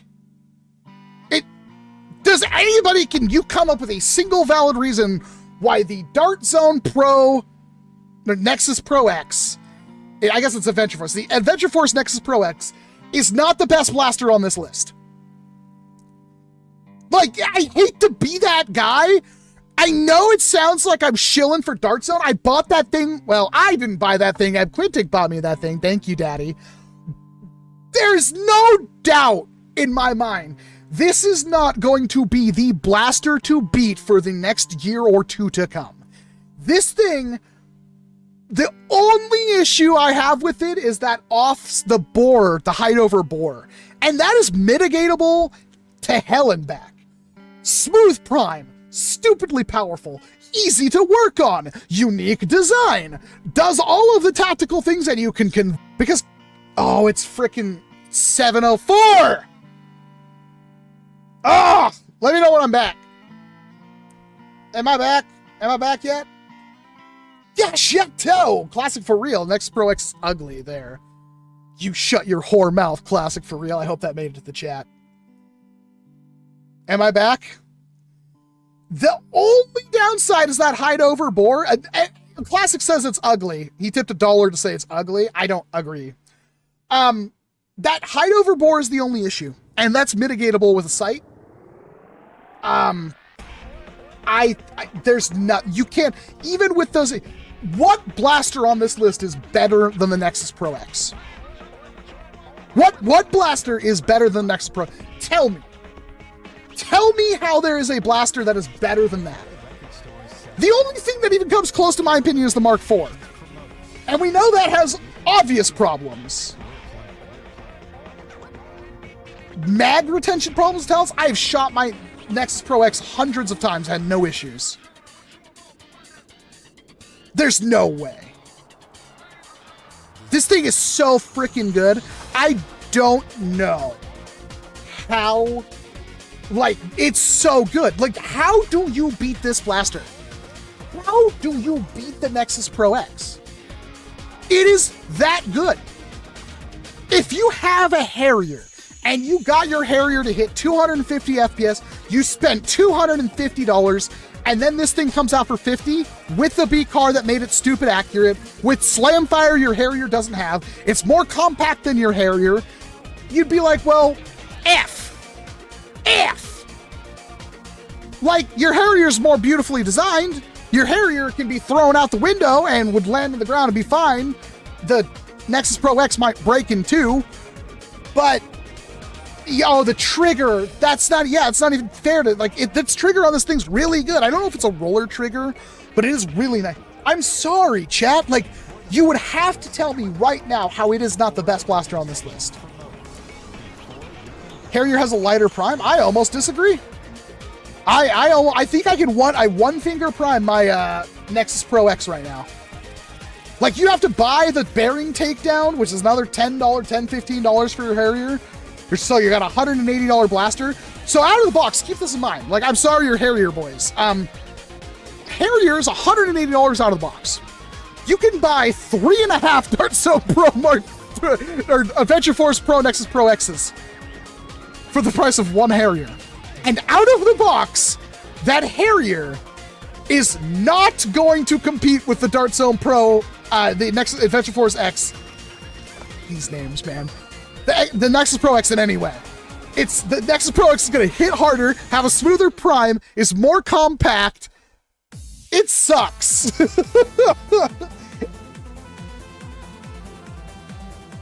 I have the bearing on my Harrier and know the Nexus Pro X, but I can almost agree with that. Yeah, this sucks, dude. Like, I'm not saying it doesn't replace your Harrier. The Harrier has way more growth potential. It is way better built. There are tons of reasons to like the Harrier over the Nexus Pro X. But I know that 9 out of 10 of you suckers in the chat right now, all you care about is the fact that that blaster is 50 and the Harrier is 180, and that's all that matters. And that's fair. It's definitely, it's the best. I'm sorry. Nobody has even said remotely anything about this thing. The Nexus Pro X availability is garbage. By the time it's available for everyone, something better will be uploaded. It's I got it from Texas, but 2-3 weeks ago. It's on shelves at my Walmart right now. As far as I know, it's basically everywhere. It's at Walmart too, which is great because Walmarts are everywhere in the US. Well, I live in Cambodia. Well, I'm sorry. I'm sorry. I can't sympathize with you because I don't live there. But yeah, have a good night, Rohiran. Missouri had it 3 weeks ago, not in Canada. Well, I'm sorry, Canada. Like, you know, when the U.S. Takes over your entire country, as per Fallout lore, then you'll have more access to it. Until then, blame your country. I'm sorry. That's not fair. In my defense, I dated a Canadian for like a decade, so... All right. Yeah, who knows? It might go on Amazon. You never know. Keep in mind, there's still like a Striker X we haven't gotten our hands on either. That is a thing that was released or leaked. And I'm pretty sure it's a separate blaster from the Nexus Pro X. There might be, within the next month, we might see a Striker X pop up on shelves. That's, well, let's talk about the Max Striker. This is a weird one, because I have played with one, and I think this is better than the Nexus Pro in every way. But for some reason, people don't really have fond memories of the Striker Max.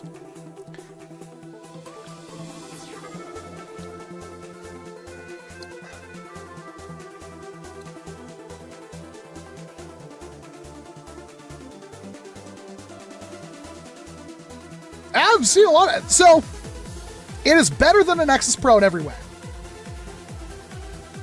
B-, never heard of it. Come on, Lexar. You gotta be way more, what's the word? Like, way less ignorant. So, for those of you that don't know, it is a way more comfortable Nexus Pro for $10 more. But it came with a cool scope. It came with a really comfortable stock. It technically has better performance and the better modability. I don't think it was ever taken care of. You could theoretically put a larger plunger tube compared to the Nexus Pro. I know a lot of people swore by this thing. The reason why I never covered it, and that's just me leaving money on the table, the reason why I never covered it is because it's literally a Nexus Pro. Classic for real, tipped $1. What do you want to bet the Striker X Pro will be less ugly than the Nexus Pro X? It's probably, if there is a Striker X, it's definitely going to be way cooler, I think. But the main thing is, are they going to change the design? That's a fair assessment, because, like, there's a little bit of a difference between these two, but there's a hell of a lot of difference between that and this. The peak of B. There's no shot it's the peak of B. The reason is because the Aon Pro X exists. I think this is a fair assessment, middle of B. So, again, it is literally just a Nexus Pro in a different shell for $10 more. There is differences in the internals, but it's still a Nexus Pro. It's slightly better, but it also came out like a year later, right? If I'm not mistaken, it was like a year after the Nexus Pro. The optics on the Striker were actually zeroed out of the box. I'd love to test that. No, Lexar, what makes you ignorant is the fact you're like, I've never heard of it. F. That's not fair. Come on, you gotta be fair. It's just a slightly better Nexus Pro. I'm gonna say it's fair under the Aon Pro X. I think that's basically top of B tier. Again, there's a lot of things going in B tier, but B tier is the middle of the road. None of the blasters in B tier are bad. And the problem with Dart Zone as a company is that they keep making blasters that are the same thing but better. So they make 2.0s and 2.10s and 2.20s. It's freaking amazing. Why do you hate the Striker, Pizza? Like, you have to have a reason. I don't like it when people are like, I hate it. Why? Tell me why. I can't do anything with your own personal opinion unless you tell me why you don't like it. Because your opinion, like, I was shot by one and it made me mad, so I hate it. I hate the hammer shot because darts kept falling out of the barrels when I was using it.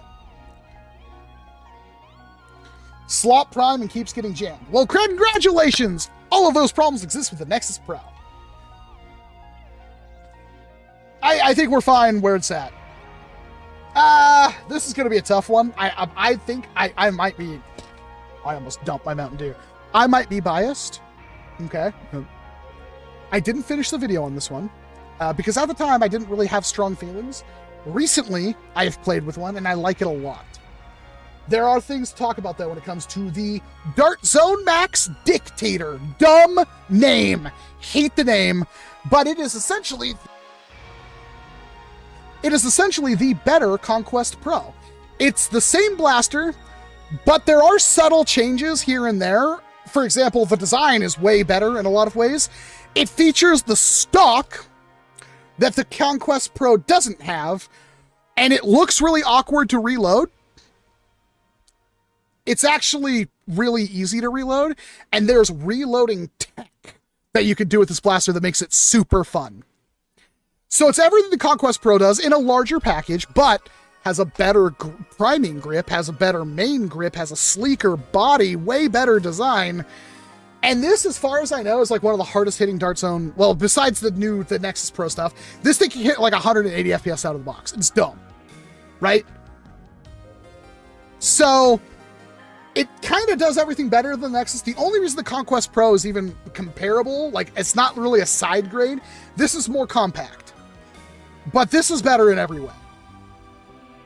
Problems, it shares, it seems way more reliable than the Conquest and way more stout than the Conquest. I haven't used it enough to see if it's jammed, but this thing, it really, like, it's powerful, it's smooth, it's fun. The only thing I don't like is the skeletonized stock, because the idea is when you load it, because of the stock's in the way of the loading port, it loads just like through the butthole like the Conquest Pro, but in reality, you can just slam a magazine in it. Like, you can literally just drop a magazine in and it will feed. If you want, like, this thing's like a Kamen Rider toy, the way you could slam a mag into it. Yeah, I've literally just chucked a mag into the back of it and it seats and fires just fine. This thing's so much fun. It is absolutely A tier. There's no doubt in my mind. Is it better? Actually, I'm thinking high A. I'm thinking high A. Because, like, if I would definitely use the Dictator over the Aon Pro X. I would definitely use the Dictator over any of the things below it. And the things that are also in this tier are different blasters that serve different purposes. I think high A. I don't think it's better than the Mark IV. There's no way. These are similar comparison blasters, but in terms of, like, again, even over the Aon Pro X, would I use the Dictator over the Nexus Pro? No. I mean, you could, but you're not gaining anything. So I think that's fair. A for aesthetic, I got it for 15.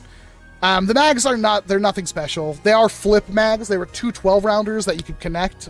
It still wasn't that useful.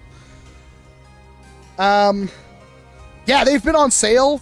They were a $50 blaster, I think. They've been on sale. I don't see anybody disagreeing with me on the pricement. It's not $80. If it's $80, it's because it's being sold by a third party. It was never $80. I think it was $50. This is it's a Dart Zone Max blaster, so it would have been a Target exclusive. It's not even an odd manual arms. It's just like you have to actually use it and then you look stupid. Because if you look at it as a picture, you're like, well, it's dumb. How do you reload that thing? It's going to be awkward. When you actually get it, you can literally slam, like you could just grab the blaster, you could dump the mag out of it and literally toss in the other mag. It's awesome. I love it. I want to do a whole video on it now just because I've had it for so long and I found reload tech that makes it super, super fun. And again, it is, I think out of everything on this list, it is like the most powerful, with the exception of like the Aon X and the Nexus Pro X. It is the most powerful stock blaster. And this one was like, it was, yeah, on store shelves.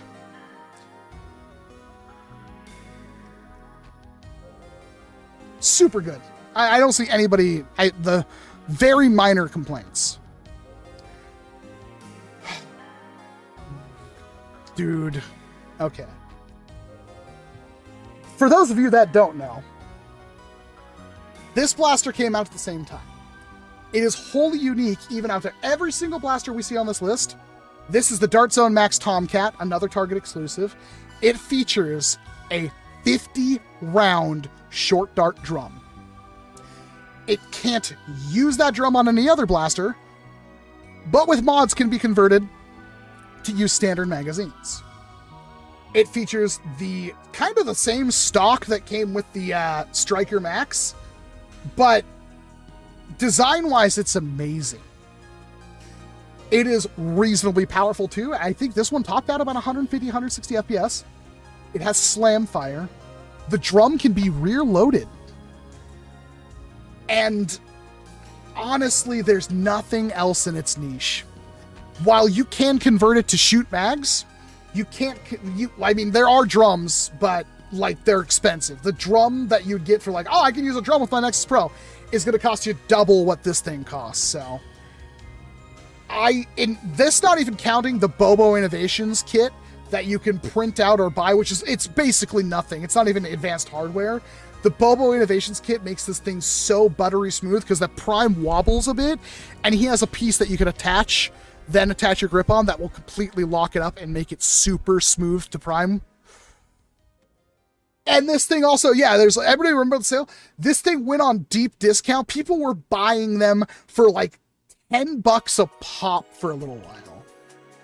So this thing, would you use it over an Aon Pro X? It's powerful enough that you would, because remember, this was a little bit less powerful than the Nexus Pro X. Honestly, if you were to put a little bit of TLC, now this was like a $70 blaster, you could put everything that you'd want to make it comparable to the Nexus Pro X. The problem is that it's not as hot swappable. You can't easily get to the spring.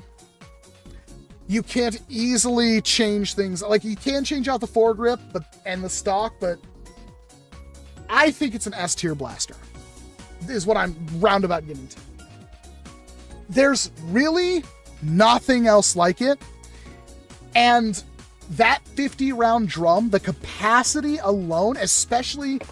So you got to think of it like this. For those of you like, I love magazines, I love magazines, I love magazines, magazines all day. Why would I want to use a 50-round like rear loading drum? Well, the main reason is that you can use that thing on the field in ways you can't use magazines. Because with magazine-fed blasters, there is eventual downtime where you have to reload. And while you may think you're the best Call of Duty ragged reloader there ever was, you're not.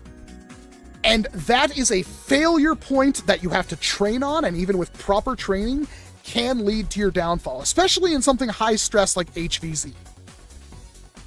This would allow you to completely bypass that for about 3 magazines worth, potentially more. If you're using 18 round mags, it's about 3 magazines worth. If you're using 15 or 12 round mags, it's multiple. And for that, this has its own niche. And it also is way easier to scavenge with this blaster than it is to scavenge with anything mag-fed. And you could also buy more drums for it. Did I ever mention that? You could buy multiple drums for this thing. They were sold online. And you could swap them out. The drums do come out. It's really one of the best blasters. And if they ever do a 2.0, I hope they do. Because this blaster could do so much with a 2.0 to just make it basically this, but this. This with this would be amazing. Scavenging is overrated though. It isn't. Having the option to scavenge is never a bad thing.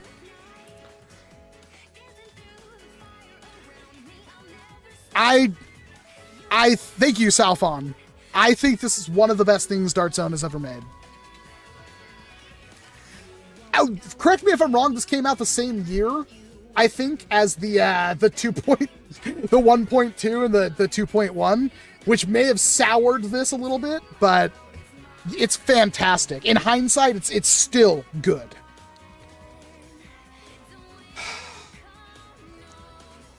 Jesus, take the stream.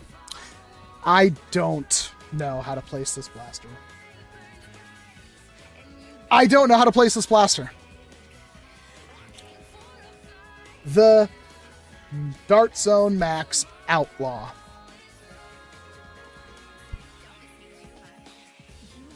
why is this such a hard blaster for me to comment on? Because even when I did the video, I didn't really like the blaster, but I understood why people would like the blaster.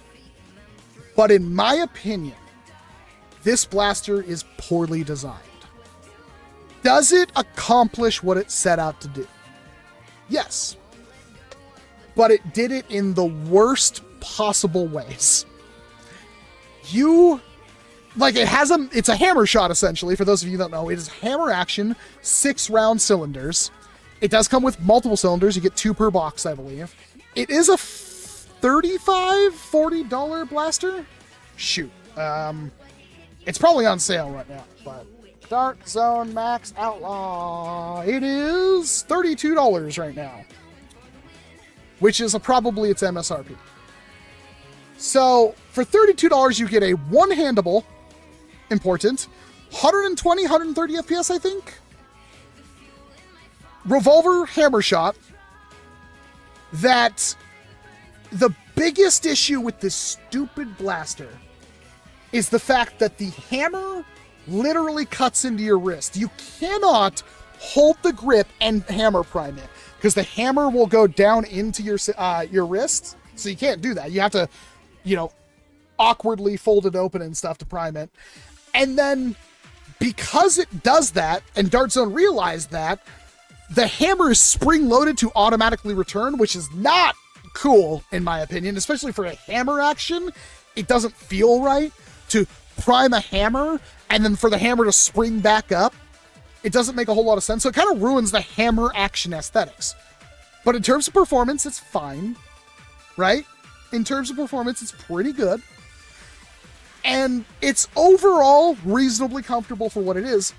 However, the stock prime is so rough, they sell a downgrade spring for it that just makes it kind of a better hammer shot alternative. It's a mess of a blaster, in my opinion. Now, this is an actual sidearm.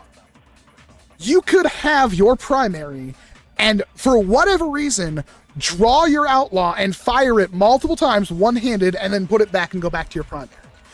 Things like the Mark II, the Dart Zone Pro Mark II, you can do the one draw and the one shot if you had it already primed, but after that you can't re-rack it, so it's more of a secondary. It's a blaster that you have to deliberately swap to in order to use. That does give it a niche that basically nothing else on this list tops up, right? The only thing that would even compete would be something that was a flywheeler. This is a good blaster. It is not a great blaster, and there are many reasons to not like it and not even care about it. Which means for me, it's a hard blaster to place. 130 FPS is what people are saying. It's been so long since I've done the video, I don't even remember. And I haven't really used it since then. So, what placement do we put this kind of blaster? Where does the Dart Zone Max Outlaw belong? Do you know of any good Nerf Stampede motors? I do not. Stampedes shouldn't be that hard to get, though. I have dozens of them. B, it has as much bad as it has about good. That is a fair assessment. C, I don't think C. Is it? See, these two blasters are at odds with me, because I honestly think the Deuce Pro is better than the Outlaw, but they're fundamentally different things.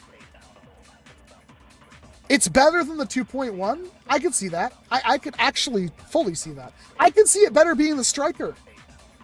I don't think it's better than Aon, and I don't think it's above anything else. Oh, I see a lot of people saying middle C or low B. And that's fair. In my opinion, I think that's completely fair.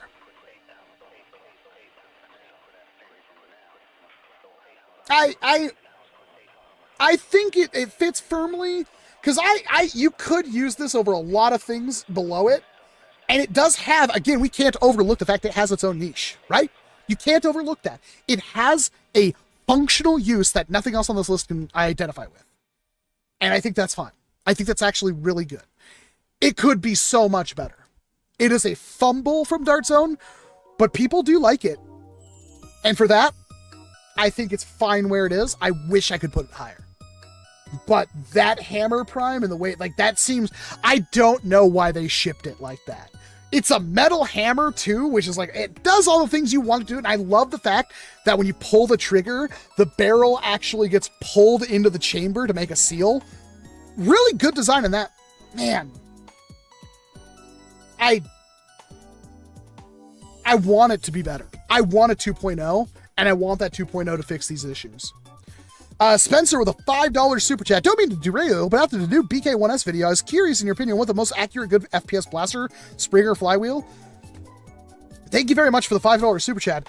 Flywheelers struggle with accuracy. The most accurate one I've used thus far, and that's only because it's kind of a new design idea, that is the SBF from Gavin Fuzzy, because it has a B car sitting right in front of the flywheels. And that does make it more accurate. It doesn't make it Springer accurate.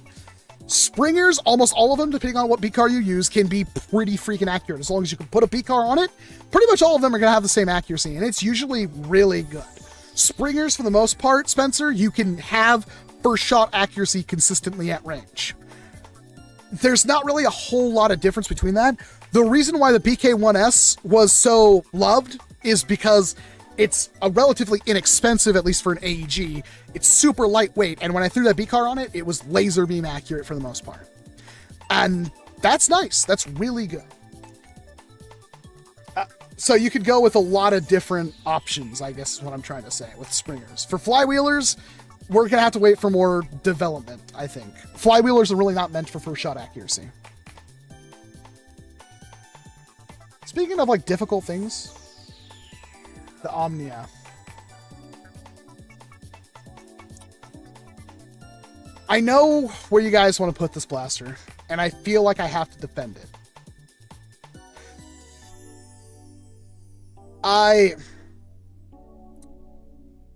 Man. Okay, so, for those of you that don't know the drama, the Omnia showed up, again out of nowhere, and I'm really tired of Dart Zone doing, my god, that is a loud song. Jake Kaufman just goes so hard. The problem with the Omnia, much like Dart Zone, again, Dart Zone has not sent me an email in months. I don't think I've talked to Dart Zone since the Mark IV, which was October. So they just happened to, like, drop a blaster. Actually, no, they did send me the Omnia. It was late, though, because they told me not to do the video on the original one they sent me. And then they just randomly sent one a week, a month later or something like that. So the first Omnia that a lot of people bought because it just showed up at Target.com was cursed. On paper, it should be a game-changing flywheel blaster. In practice, it was useless. It was one of the most useless products you could buy. Almost every single one of them shot heavily to the right because the flywheel cage wasn't centered. The actual rate of fire for, like, there was a trigger delay. That was the issue. The trigger delay was inexcusably bad. You would hate every second of using that blaster.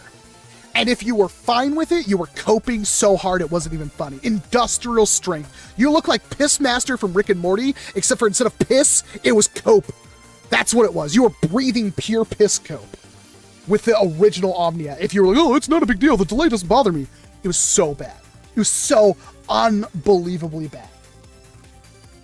But on paper, it should have absolutely dunked all over everything. It's select fire with a burst mode.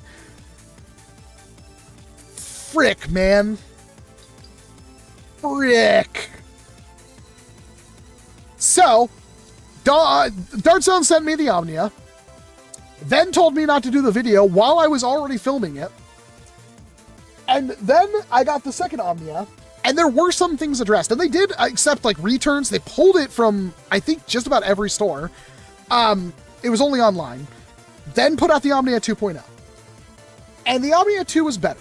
It shot straight, at least for a flywheel, and it was slightly less trigger delay, which was like, I don't even think they actually fixed it. Like, they moved a screw, which you could already do in the original Omnia. In terms of actually using this blaster, and there's a reason why I I'm stuttering, and because I think the Omnia, in the grand scheme of things, now is a good blaster. If I were to buy an Omnia right now, let's see, mouse, Dart Zone Omnia, how much is it? You can pick one up for, it's still full price. Okay, not great. But you can buy it on Amazon. It is a $90 blaster, which for flywheelers, it's kind of, yeah, that's what happens. Flywheelers are more expensive. But you do get, in my opinion, a perfectly usable full auto blaster that has a really dog crap burst and semi-auto. It's better than it was. It's still not good. But full auto, not that full auto is great. We've talked about this. Full auto Omnia is fine. There's something about they didn't want they use a wheel to scoop, like they have a motor with a wheel, and the wheel is what pushes the darts into the flywheels and fires the dart out. They didn't want that wheel to spin like too fast, like they had to have a way for it to be controllable. So they lower the voltage when you're in semi-auto and burst fire. But when you switch it to full auto, they don't care about that runaway wheel. Therefore, it feels a lot snappier. But it's harder to get that single shot off. It's way quicker, and it feels way better, but you're going to fire 2 darts off often because the wheel's going to run. It gets so much voltage applied to it that it can run away. So people, I just saw Shadowbee say the Mark III is better. The Mark III is a better semi-auto blaster.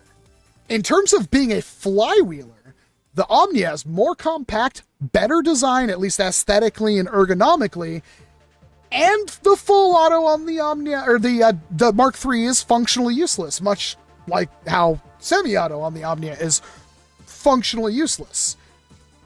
This is a better full auto blaster, though. And of everything on this list, there's like, what? You got 2 options for full auto.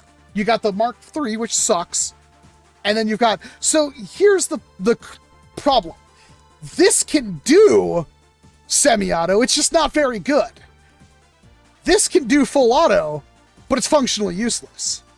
This can do full auto, but it's pretty freaking good. This could do semi-auto, but it's way better than what this was, because it's like a mechanical linkage. Where do we set the Omnia?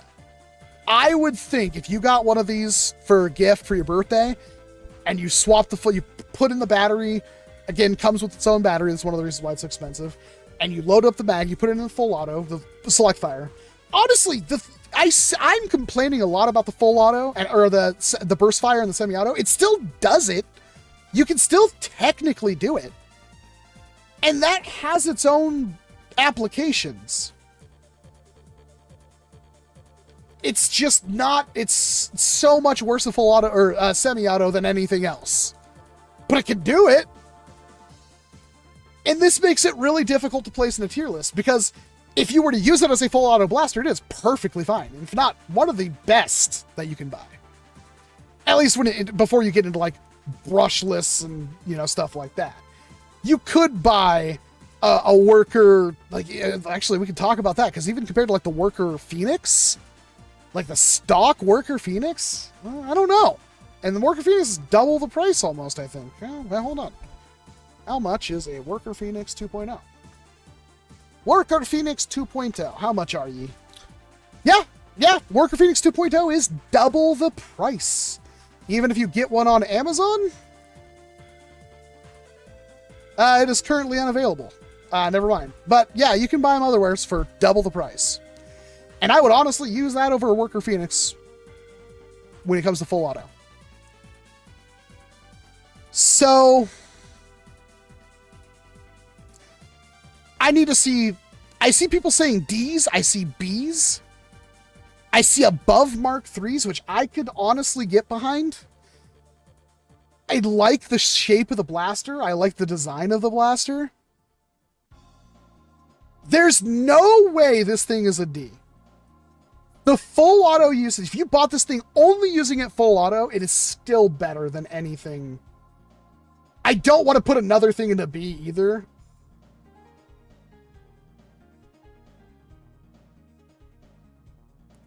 Like, it's so difficult to place this one.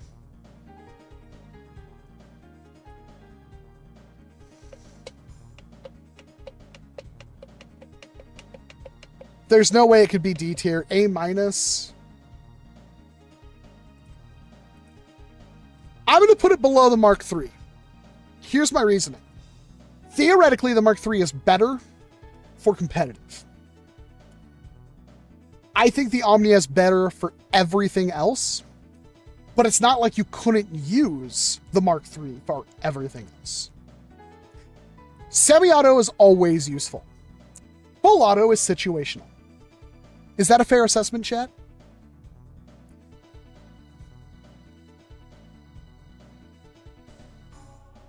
I see in a lot of low A's, and I do agree with low A.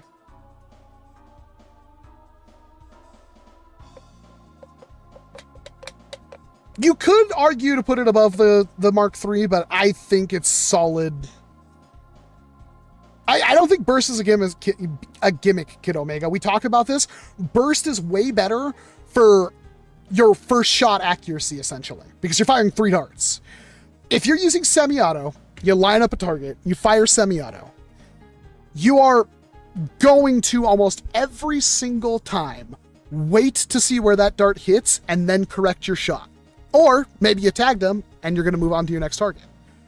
If you're in a situation where that is a luxury you do not have, burst fire is way more reliable for that first shot accuracy because you're essentially using a shotgun at that point. That's why I personally love burst fire. While it does take it from an 18 round to a 5 round mag, I'm more likely to be able to get that first shot accuracy, and the ability to swap between the two is very important. You could technically use full auto in the same way, and you could get better with full auto to the point where you can mechanically just go ba-da-da. However, in high pressure situations, that becomes less reliable. So burst fire has its use. That's why I'm still chasing the dragon of the perfect burst fire secondary or sidearm, because a burst fire sidearm is god tier. If I can have my primary and go like, oh, there's a new threat, and I just draw my second, I go, Brit! And I put it back, like I know that target's gone. Because I just fired 3 darts in a spread like that instead of 1 dart hoping it hits them. So yeah. I think it's low A tier. Again, we have, actually we're done. That's the end, because I'm not even going to place this since it's basically a C tier or something. It's underneath, there's no point. It's, I can't take it off now. I can't get rid of it. No! Get off!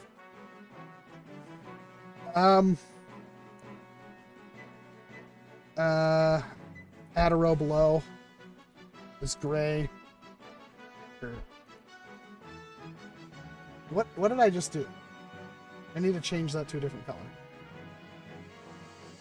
color. This row is DZP Mark 1. Bam. There we go. I fixed it. Everything is better now. So, going through the list and why we put these blasters in the positions where they are. At D tier, because we're going to ignore this. At D tier, we have the 1.2, which, while is a functional blaster, is disappointing in every single aspect. And there's almost not a single blaster on this list that you wouldn't use over the 1.2. That's why it's the lowest. That being said, it's still a usable blaster. You can put some love into it to make it better, and it's perfectly functional. I think that's a testament to Dart Zone's power. But it is the worst one on this list by far. We have the Deuce. It launched, it had problems. Those problems are still not fixed. You have to solve those problems yourself. When you do fix those problems, it is a very fun and usable blaster, in my opinion. It's definitely like the Strong Arm X. I like the Deuce Pro, but it definitely has issues. And there are so many other things on this list you'd probably use over it. And because it's such a niche use case, yeah, I don't think so. We have the Dart Zone Pro Mark 1.1. It is a thing.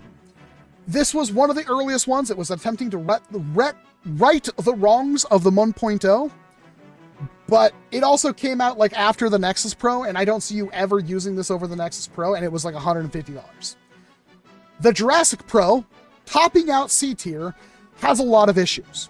It's also a very niche platform, that really you wouldn't use it over other stuff unless you specifically like the false bolt action. It's not a very good purchase. You can get them for cheap though, and if you got one for cheap, you'd probably use it. But when it came out, it was also one of the most expensive blasters Dart Zone had released on store shelves. The Conquest Pro rounds out the bottom of B tier, and the Conquest Pro is a pretty niche but fun blaster. Its niche does give it some advantages, especially in terms of being a compact powerhouse with slam fire, which does give it a good secondary slot role. At the same time, they're known to have jamming issues, and clearing out jams in this blaster can be a nightmare because of the way it loads. But it's also got, it was superseded by the Dictator, essentially, which was a far more reliable blaster. Kim Kovash with a super chat of $2. Mark 1 is an okay blaster, but too big for what it did. Yeah, at the time it was okay. The thing that pissed us off the most was they put this out. It was limited to 1,000 units. Mine is Garchomp. I don't remember. Is that 497, I think, or something like that? But it was complete, like not even a couple of months later or next summer or whatever. I think that came out in October. By summer, we had this and it was better in every way. Speaking of which, Nexus Pro. This is still a solid blaster today. Just about everything else on this list is better. But it was the blaster that paved the way for high-performance foam dart blasters to be put on shelves. This legacy will never, ever be understated. And even today, if you want to have a Nexus Pro that does good, you can make a Nexus Pro do good. But it is an old hat at this point. It is very worn. It is very wiggly. The fit and finish is horrible, sloppy. It's garbage, crunchy. Like, those things could be excused back when it came out for a $50 primary mag-fed Springer blaster. But now there's so many more options, it's low on that tier list. In fact, I would almost put the Conquest above it, because the Conquest does everything that does, plus Slamfire, minus some potential reliability issues. The Aon Pro was better than the Nexus Pro in every way while being half the price. While it didn't have a stock, while it didn't have while it didn't have pump action, it did do the same power out of the box, had better mod potential than Nexus Pro ever had, and putting a pump kit on the Aon Pro makes it a super compact version that's better than the Nexus Pro in every way. Which is why it's a better blaster. Now, obviously, the Nexus Pro X and the Aon Pro X exist, so the Aon Pro originally now is, again, kind of old hat, but not that bad. You could still make arguments for using this. It's just at this point, you'd have to buy an $80 pump action kit or something and install it yourself, when now you could just go out and buy a Nexus Pro X and it's better than the Aon Pro ever was. Then we got middle of B tier, which is going to be the Dart Zone Pro Mark 2.1. This was the evolution of the 2.0. However, the 2.1 is a bigger, less better built blaster that unfortunately it was more of a side grade to the Mark II. The Mark II is a great secondary blaster. It is small, compact, came with a holster, does all that. The Mark 2.1 is a larger blaster that hit harder, felt less good to use, and had detachable magazines that were pretty awful, but still retained the top loading feature the original had. It still sits in the same slot, while not really performing much better. Like, it doesn't really do anything different that warrants that. Like, yes, this one has detachable magazines. Does that matter? Not really. So that's kind of why it's below the 2.1 or the 2.0, even though it's like a side grade. Like, you could use either one, but I think when it comes to being like a hip holstered secondary, like backup, not a sidearm, but a backup to your primary, it's solid. It's just not as good. We have the Max Striker rounding out just above that, which is basically an Nexus Pro, but better. Came with cooler attachments, ergonomically was more fun to use. It's still a Nexus Pro. But then we have the Outlaw, rounding out kind of the top of B tier. The Outlaw has issues. Design-wise, it's a mess. But for what it wants to do, the Outlaw does accomplish those things. It is very much a blaster that's like, I have a deadline, I need a blaster that fills these roles, here's a blaster that fills those roles. Does it have love? Does it have design, smart, intelligent stuff? Not really. But it does do the thing that it sets out to do. It is the only, it really is a sidearm because you can draw and use this blaster one-handed while doing other things. Like, it is a backup that you can reliably use while still holding your primary. That's fair. I don't really think you'd use the Outlaw by itself ever. It just isn't. I honestly think the Deuce Pro makes a better secondary than the Outlaw makes a secondary. You can dual wield the Outlaw. Dual wielding has its own problems. I don't actually think it's cool, it's fun. You never do it. But the top of B tier, we have the Aon Pro X. Now, this is a fantastic freaking blaster, don't get me wrong, but in the grand scheme of things, the Aon Pro X is way less impactful than the Aon Pro was. The Aon Pro X is a restricted Nexus Pro X, while the Aon Pro X is a different Nexus Pro that does a whole bunch of stuff that you really like. So there's less love going into the Aon Pro. While it is cheap and it does really good, there's so many things that are technically better than it, and there's not really much of a reason to modify it. Because modifying the Aon Pro, dumping money, time, and effort into it, unless you really like the pistol-shaped platform, gives you a less good blaster than the Nexus Pro, which is double the price at $50, but is better in every single conceivable way but size. So it is a good blaster. It's a great blaster, especially if you're on a budget. But it's like saying, like, you would be better off waiting you have $25. You'd be better off saving until you can afford the Nexus Pro X. But if you really like the platform, you could make do with an Aon Pro X. It's not bad. It's just not as good as it could be. Then we get into A tier. Now, B tier, top of B tier, really good. That could honestly be low A tier. A tier are the things that it's like, you could own any of these blasters right now, and I think you would be happy. Bottom of that is going to be the Omnia. The Omnia has issues. Even the fixed version of the Omnia has issues. But if you have a fully working Omnia, and you're aware of the fact that the semi-auto is not great, the burst fire is even worse, but the full auto is really good and you need a full auto product, the Omnia delivers. And it's a really attractive shell. And it, unfortunately, is just not a very good design, but the overall platform, when it comes to being a full auto blaster, is exceptional, in my opinion. You'd have to pay a lot of money to get something as good at full auto as the Omnia delivers. And for that, if you want a full auto blaster, a flywheeler at that, with a rechargeable battery and everything you would need, the Omnia does good. And even if you just want to use it like burst fire with the Omnia, if you're using it in full auto, when you don't need to accurately control just exact how many darts are coming out of the barrel, you can make do. There are people who have Omnias that would probably freaking wreck you. It is a perfectly capable blaster, mired in controversy.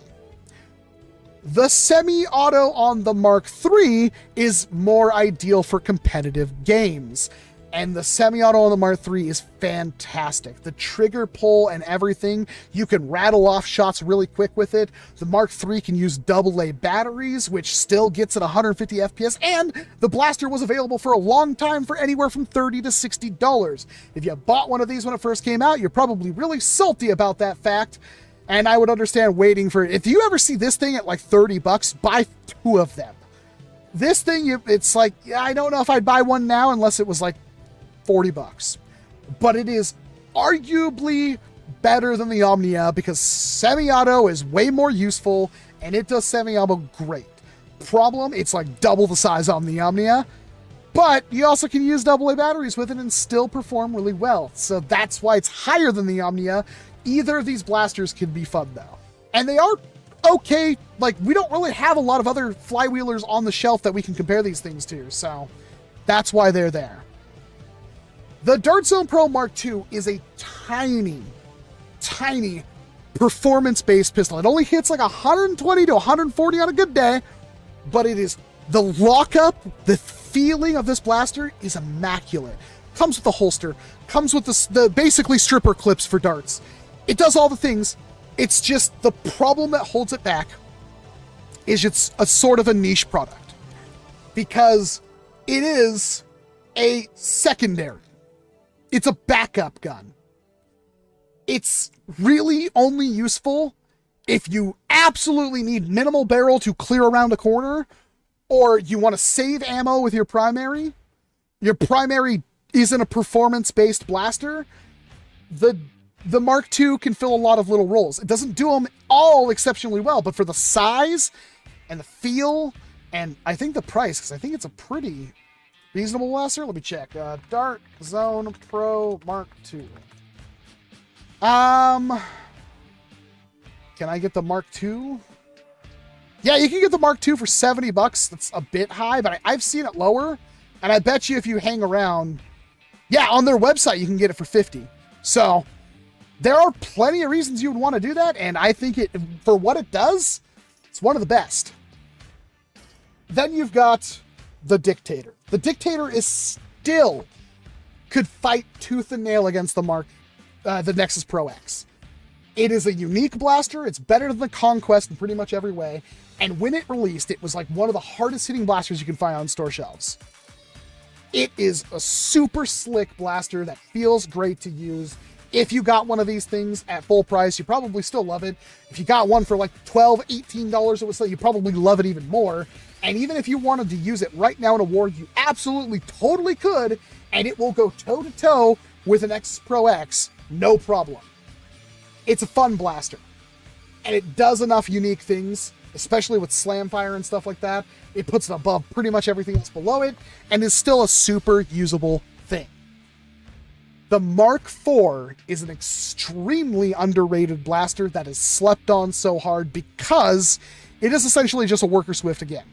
A Worker Swift 2.0, if you will. And it has some questionable design decisions that keep it from being truly perfect. But if I wanted the most comfortable, stupid, high performance, and keep in mind, 400 FPS and it's still usable means at 200 FPS you can prime it with your pinky. And this blaster is bulletproof. It is virtually impossible to break this thing because all of the internals are metal. It is so good. And it was just overshadowed by the Harrier existing. And I mean, it has design issues because you can't use the barrel extension with the screw, with the B car at the same, or the P car at the same time. Dumb design decision. If they ever do a 2.0, even if it's the same blaster with that one issue fixed, it'll be one of the best blasters in the hobby. And there are other little ways you can make this blaster truly immaculate. Right now, you can get them for about $130, which if you want to have a blaster that does all the things, bulletproof, and can hit like 400 FPS with some drop-in parts, this is your dude. Other than that, yeah, it's not truly perfect, and therefore, we have the top three. These are the blasters. If you have any Nerf, these are the three that you should 100% have. We have, rounding out the bottom of S tier, we have the Tomcat. Tomcat is unique in the fact that it has a 50-round double-stacked rear-loading drum, and it has slam fire. And it hits hard and can be modified to hit a little bit harder. And it's just, that's something you could, like, literally, you could have a Nexus Pro X and 40 mags for the thing and still have a Tomcat on your hip on a sling. And you would still have issues where it's like, oh, snap, I need to reload, or oh, snap, there's 40 dudes in front of me, whatever. And just dump your Tomcat and reload it as you will. It's always going to have a use, essentially. Until they make a Tomcat 2.0, it's always going to have a use. And for that, it sits comfortably at the top of S tier. If you bought one for $72 or whatever when it came out, it's still a good blaster. If you got one for $7, you are smiling every time you look at it. This is an amazing blaster. It's not only a primary, it's also a secondary. It does all the stuff, and it does it extremely well, and you can make it even better. But then we have the complete opposite. The Solo is probably the most well-designed blaster that Dart Zone has ever made. Primetime Toys. It does everything you'd want a blaster in this size to do. The only real issue with the Solo is the price, because the price has been really inconsistent. It was $15 when it came out, then it dropped down to $9 for a couple of weeks, and then it went up to $18. I've never seen a blaster go up in price from the manufacturer. It's never happened as far as I know, and yet, with the Solo, they did it. And yet, even at sub $20, which is a lot for a single-shot Jolt, still the best Jolt there is. The only thing that compares to it is the little hamster from Phantom Tech Toys, and they're different in a lot of ways. The thing that really makes the Solo truly amazing is that it's super easy to swap on like a 3D printed shotgun barrel on it, and then you have a pocket shotgun. It just does everything. You can rail mount this thing. It does all the stuff. It's amazing. It's a little expensive at $18, but if that price goes down, you're not gonna, yeah, everybody could do with one of these. I think I said it in my video. If you know somebody who has all these other blasters, they probably don't have this one, and they'd probably still love it. But of course, nothing else compares to the Nexus Pro X. It is by far the most unbeatable blaster in the hobby right now. For $50, you get 200 FPS, slam fire, Talon mags, 2 of them. You get B-car for extreme accuracy with minimal loss in power. You get a P-car for whatever freaking reason. Maybe you have darts that use the P-car better. There's just no comparison. Even when you compare it to something like the Dart Zone, not the Dart Zone, the X-Shot Pro Series Long Shot, you could still, like, the Long Shot out of the box does not compete with the Nexus Pro X out of the box. You could dump that $20 you saved, or the $20 you saved between the two, upgrading your Long Shot X and making it better. But the Nexus Pro X is probably, it's like that, at that point you're talking about 2 different completely things. One's bullpup, one's not. Both of them are smooth prime. Both of them are powerhouses. They're just different things. If you were to buy a barrel spring and stuff, and even if it's like you spent $30, $40 on your Long Shot X, it would still be like apples and oranges. You can't compare them. But it just goes to show it's like if you have a Harrier, if you bought a Harrier, never bought upgrade springs or anything for it, and I mean, you don't get a B car, or even I think you get a P car. You don't get a B car with the Harrier. You don't get the bearing pull down with the Harrier. Like, you get like a 200 FPS spring and a little bit the barrel, and then like a shorter spring and a shorter barrel, and that's it. For $180. Sure, it's a much nicer, better built blaster, and yeah, maybe it looks cooler. But you could buy 3.5 Nexus Pro X's for the price of that. And that makes it not only the best blaster on this list, but pretty much the best blaster in the hobby. I wait to see what could succeed that blaster. And I'm sure there will be things that try. But it's going to be a really tough mountain to climb. And for that, I wonder, do you disagree with this list? Let me know, chat. I'm done talking. I need a second. Ugh. My belt was up too high. Ugh.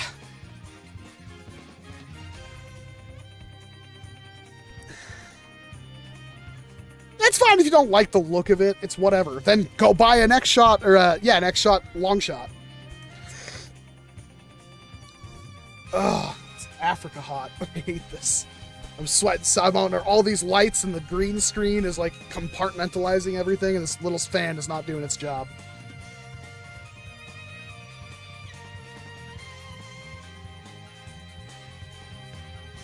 How do you compare the BK1S to flywheels? I've never seen anything like it before your video.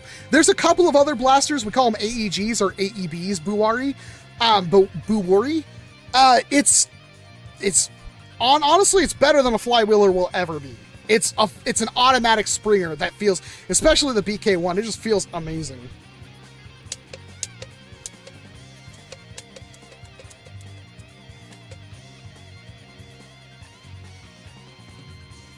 Yeah, that's kind of how time works, Bitpan. It's cyclical. Like, it keeps going. It's linear. Better things will come along.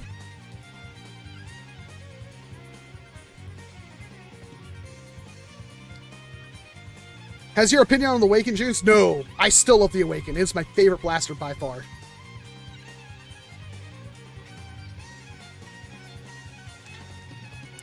Jurassic Pro should be higher up? I don't think so. There's absolutely no reason it's better than even the Conquest. The Conquest is cheaper, has slam fire, hits as hard, doesn't have the same issues. Yeah, I don't see. I think we have a pretty solid list here. Classic for real tipped $1. What if I could design a 3D print a Springer that's at least as good or even better than the Nexus Pro S, but not nearly as ugly? Well, your cost is going to be astronomically higher. And your durability is going to be lower. Your repairability might be better because you could just replace whatever breaks, but yeah, see, that's the issue. The Javelin is better than a Nexus Pro X, but the Javelin is like a $200-something blaster, I think. I think it starts at like 160.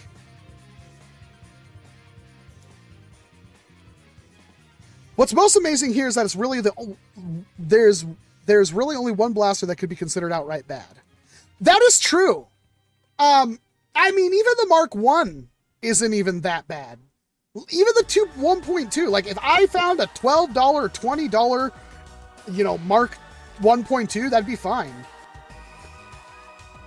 40 months, yay, from King Kavosha. Thank you very much for being a member. I swear to you, I'll make that worth it at some point. I'm actually slightly ahead on videos right now. You will have a new video Monday.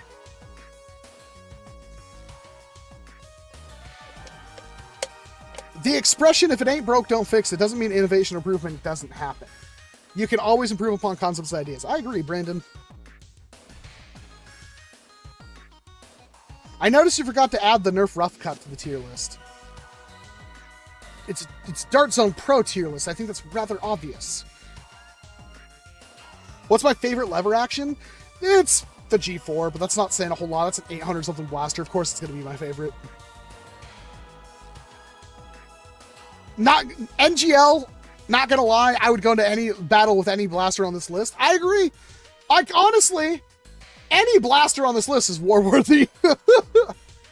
Even if it's like you had a Pro 2 versus a Nexus Pro, like, there's still reasons why this would go against this and this would be as capable as this.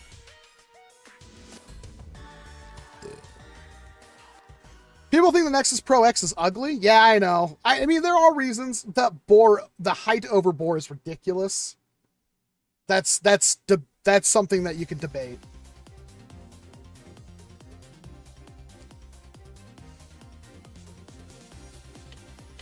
What is your favorite sniper? The Buzzbee. I haven't done the video on it because it's kind of hard to do a video on it when most of the parts are not existent anymore.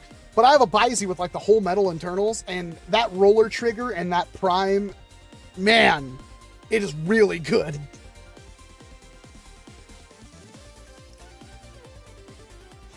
That is a great question, Brandon Powell. What is X-Shot going to bring out next? We've seen their new, wait, I mean, it's not on this video, obviously, but we've seen their new,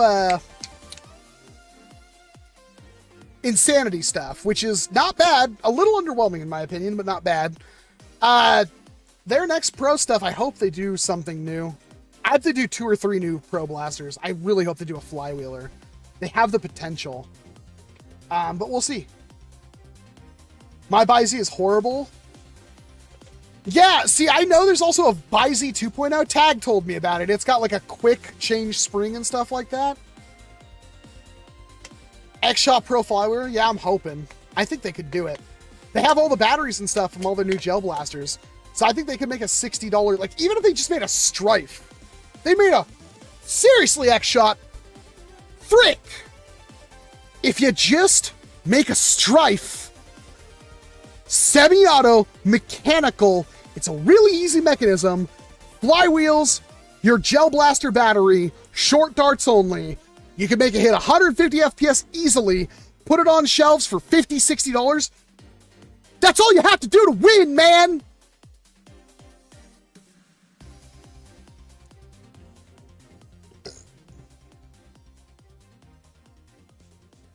What is going to happen next? Dude, I'm probably done. It's 8 o'clock. I've been streaming for 3 hours. Unless you want to sit here and watch me play Poke Rogue for the next 3 hours, I think I'm done. What is the best revolver blaster? And good performance, but also close up as actual revolver as possible. I mean, if you want actual revolver, here's your Outlaw. That's pretty much it. Everything Nerf makes and most of the other companies make, the cylinder's too far forward. It doesn't feel like an actual revolver. So that's your answer, Cat Trish.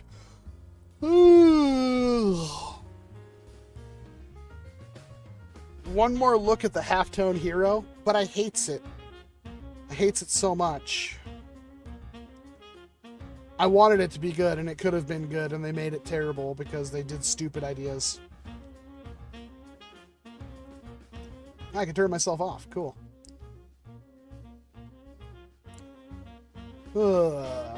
Watch D-Tart put a proton pack. I think D-Dart's dead.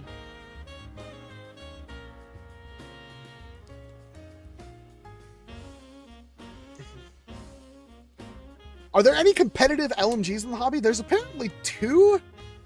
I haven't done it yet. I apologize. Again, I've been kind of busy. There is the HBM23, which I think might be the most competitive LMG. I know that there's apparently a Heath Pants original, but from what I've seen, it's more of another spectacle blaster than it is an actual, like, it's a spectacle blaster that's fun to use, but I think the HBM wins purely because of the belt design. Because the HBM does 10 shots, then D-links. The one I saw from Heath is not only massive, because it needs to look like an LMG, but it also D-links every single shell. Best competitive shotgun.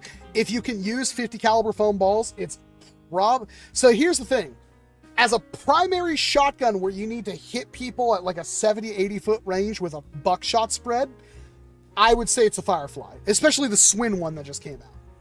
But if you just need to dump rounds in one shot around corners and stuff like that, print out one of those not goblin deuces. I forget what it's called. I have a video planned. I might have already finished it. The little, gas shell things that fire like 30 rounds at once.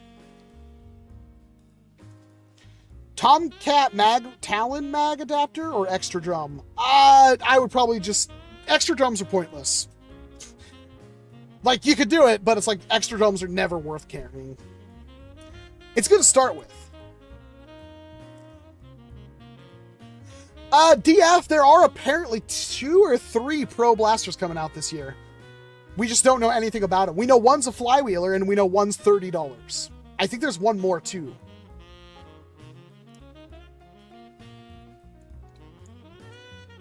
My Mountain Dew is now hotter than room temperature. Ow.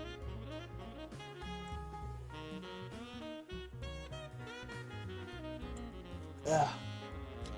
At least it has caffeine in it. Please tell me this is still ice. Oh, you hear that?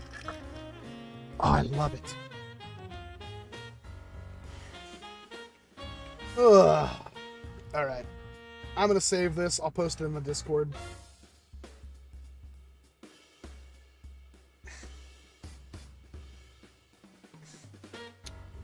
And we'll make my Walcom grow, and we'll close out this stream in a little bit.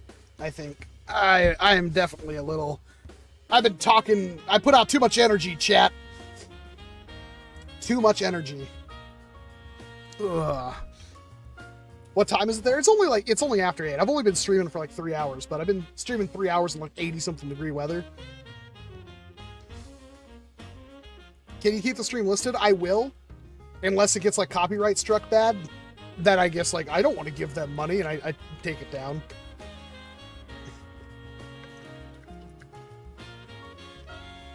Ugh. Oh, I forgot I left that tea bag in there. That's kind of sour.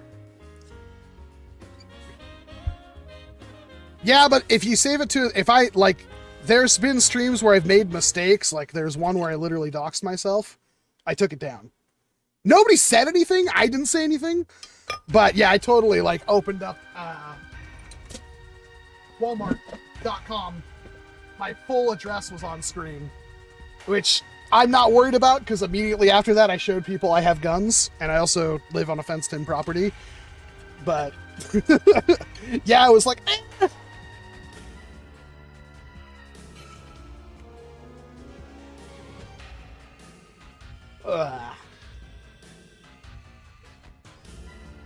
Got my tea. I think I'm supposed to get a chicken salad for dinner, which is none of the notifications I have in Discord right now. Yeah, I thought we had a pretty good stream. I mean, dude, Oh my god, I think it's just the timing. I honestly wonder if I would have did the stream at like 1 p.m. I wonder how many viewers we would have had. But we crossed 400 there for a little bit, which is just stupid. You know? Like, I've seen other streamers way smaller than me get there, but yeah, man, I can't thank you guys enough. That was really insane to me.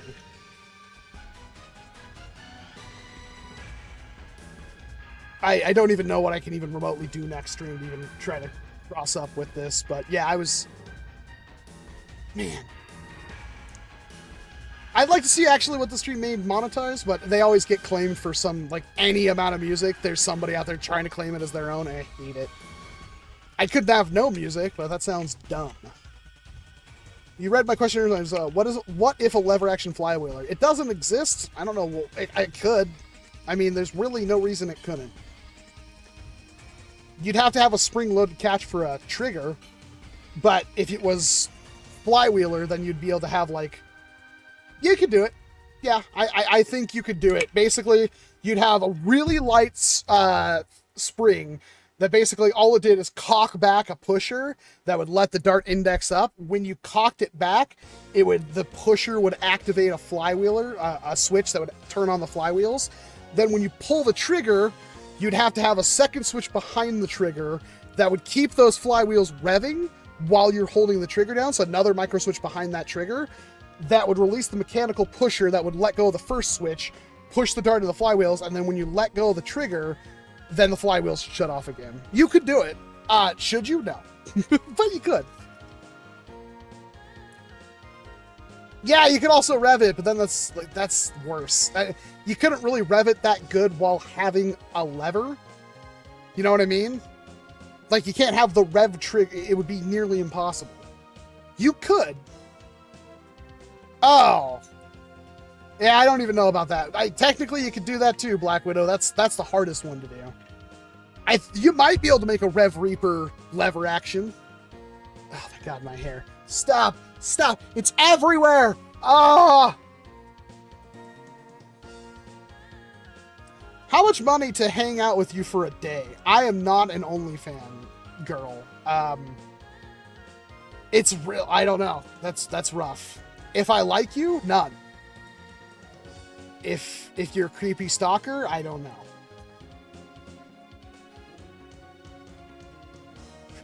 I'd love to be like, hang out with my #1 YouTube subscriber for 10 grand.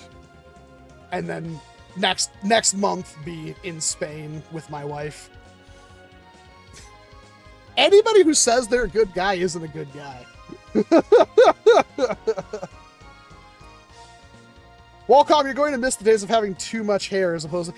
I felt like my hair was thinning. I don't think it is, to be honest. Like, it's all fricked up right now because it's all windblown and everything like that. Maybe my hair will go down. Maybe my I think I still have a good amount of hair on me, especially for my mid-30s. My brother has a bald spot, so... My dad had long hair ponytail for a long time, but he was also, I think he was a quarter Blackfoot. His mom or his grandma. Yeah, I believe that I'm the spitting image of my dad with my mom's, like, she was a blonde. My dad had black hair, so I came out with dark blonde brown.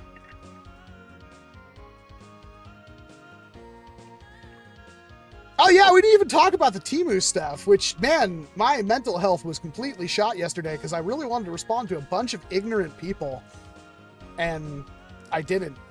And I'm surprised nobody came in here like, hey, Welcom's this horrible person that celebrates slave labor, even though Temu is just a commerce site.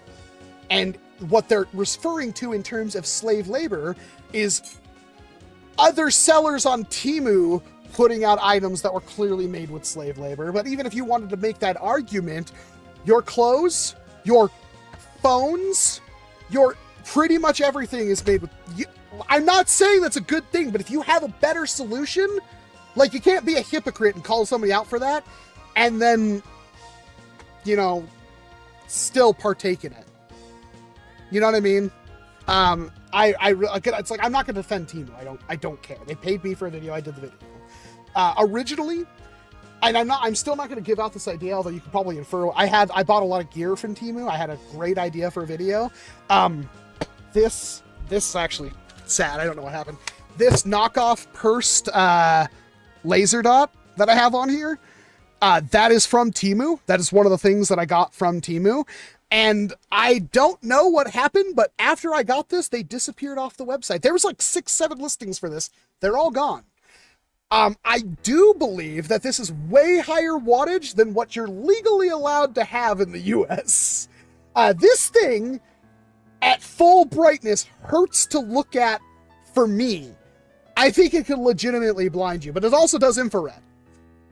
Which is why I had the night vision goggles, because this is an infrared laser, and I had the night vision goggles, and that is super fun. But they somehow, in the middle of that, it got changed to a 60-second integration for less money, which I was not happy about at all. They did pay me a bag, and to be fair to you guys, I needed that bag. This wasn't like, oh, it's be nice to have. No, I needed to be able to pay bills. My car doesn't drive straight right now. I kind of need to fix that, and that's a lot of money. So I kind of panicked and was like, I have to do a Temu ad. I hate this. For what it is, I interviewed over a dozen people. Every single one of them had used Temu before, and I didn't realize that. None of them had problems with it. And the two things people complain about is like the data security is not very good, and they're using slave labor. And both of those things are not Temu things, if that makes sense. The slave labor thing I already addressed, and the information side of things, which I'm very much aware of. There's also have TikTok all over your phones, and it does the exact same bad thing. If Temu was literally losing credit card numbers and everything left, right, front, and center, they wouldn't be nearly as big as they are. Am I saying that's not happening? I don't know. I've seen people claim it. I Googled it. But you could also make the argument that, you know, they probably lost their information somewhere else and they're blaming it on this site because they wouldn't know. From what it is, it's a commerce website, much like Wish, much like Alibaba. People buy the same stuff off Temu for pennies on the dollar and sell it on Amazon for 400% to 600% markup. I'm not defending this company. They paid me for a video. It wasn't even the video I wanted to do. I will, if they were to pay me the money that I was offered the first time, I have a much better video that they could sponsor that would be better. Like, I think the integration was the worst idea. I didn't want to do it, but that's what they landed on somehow, and it sucked. They have Nerf on Temu, and I really wanted to do that, but I couldn't. The only reason why I say anything about, like, mental health and stuff like that is because, like, I have so many comments that I want to respond to, but it's not my job to defend this company. And if I try to even say, well, that's not true, here's the facts, it would just be like, people just want to feel like they're better than me, they're morally superior to me, and I'm going to give them that. I don't care. I have to learn that I don't care. There was a lot of people unsubscribed from that video because of that ad. That's whatever. It was a calculated risk, and I'm very bad at math, but I'll do what I can. I'm more disappointed. I think YouTube suppressed that video because the click-through rate was really good, but the views were bad. And I don't get that. Even the watch time is really good on that video. So I don't know what's going on there. You'll probably see me do another BK1S video. I think the overly tactical was something YouTube didn't like. But yeah, people suck. They don't seem to realize there's another human being on the other end and they don't know the full story. So I know people are going to be like, oh, they slave labor. It's like, they're Temu themselves are a commerce website. They are a store like Amazon. I don't think the people who work at Temu are using slave. Like, it's infuriating. I'm sorry about that. Again, I'm sorry that Temu is probably the first sponsor I've done where I've legitimately been conflicted, but I also I kind of have to do it. I didn't have a sponsor in all of March, I don't think. And I was like, I need whatever I can get right now. Next sponsor is a video game. It's one you probably have heard of and known. No, it's not your boy. It's a much better one. That will be out next week. Like I said, I already have a video out for Monday, but it's not Monday's video. I still have to get the video approved, but I just have to edit it, throw it to him. So, Raid Thunder, well, that is surprisingly close. Is it Wuthering Waves? I wish it was. No, they're finally launching that game, and no, they haven't said anything to me. It's like, why did they have me do the advertisement before they even really had any footage of the game out? That was really weird of them. I don't know what that company was doing, but yeah, that was cool. The sponsor went through. I got paid for that and everything. Like, there was no issues. I was worried they were gonna run with the ad and never pay me, but they did. Arena Breakout. I've seen what is it? Arena Breakout Infinite or whatever? Man, that looks good. I've seen Arena Breakout before. I'm trying to find my nail clippers. I got like a part of my nail that just caught my shirt and is bothering the heck out of me. The original Arena Breakout looks pretty good, but I'm like, mobile shooter. I'm kind of done with mobile shooter. But Arena Breakout Infinite, I think, is PC only. It's in like closed beta. Holy crap, it looks good. Looks really good. Helldivers 2. Look, if somebody wants to buy me Helldivers 2, I will play Helldivers 2. I refuse to pay $40 for it because I don't think it'll be fun solo, and most of those games I play solo. I don't think I have a game on my friends list on Steam that has as many owners as Helldiver 2 has. When I click on that game, there's literally like 38 of your friends play Helldivers 2, and it's like, I don't think, because like I don't want to have people around to play a video game. I don't mind playing with people. Randoms are less fun than actual friends, but I don't want a game to be only fun with friends. I want to be able to play it on my own.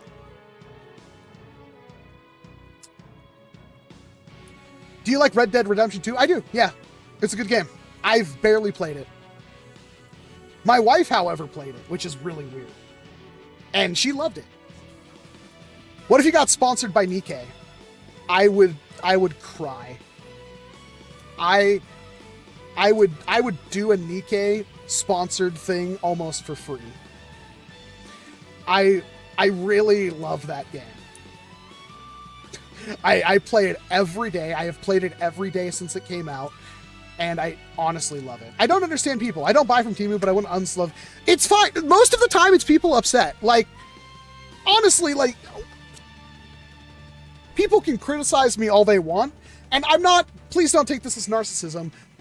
I know the position I'm in, and people would skin me alive and wear me as a suit to have what I have. And I piss it away, because I'm not usually, if I was financially driven and like, what's the word, fame driven, I would just be making videos all the time, right? I don't, because I like legitimately can't most of the time to make a video. Like, it's weird to like do this. There are days where I just can't stream. I can't get in front of a camera now. It's kind of the same thing with like making a video. It's like, if I don't feel good, videos are hard to make. And it's like a mental thing. It's the same thing like if you're making music, if you're painting, if you're doing anything. It doesn't feel good, you don't do it. And with YouTube, it's always at odds. Because YouTube simultaneously does this thing where you're like, I have to make a video today or else my channel will die. But then you make a video that sucks, you're not having fun, and everybody hates it, and then your channel dies. So it's like a lose-lose. And like, I loved the Mirage video. I hated 99% of doing that video. I literally had it all done, and I went to bed on the couch behind me, woke up 6 hours later at like 4 o'clock in the morning, sat down in this chair, and edited it for another hour, and loved what came out, set it up, and it was good. Yeah, some videos are easier than others. That's why a lot of my videos don't hit the channels, because I'm just not happy with them.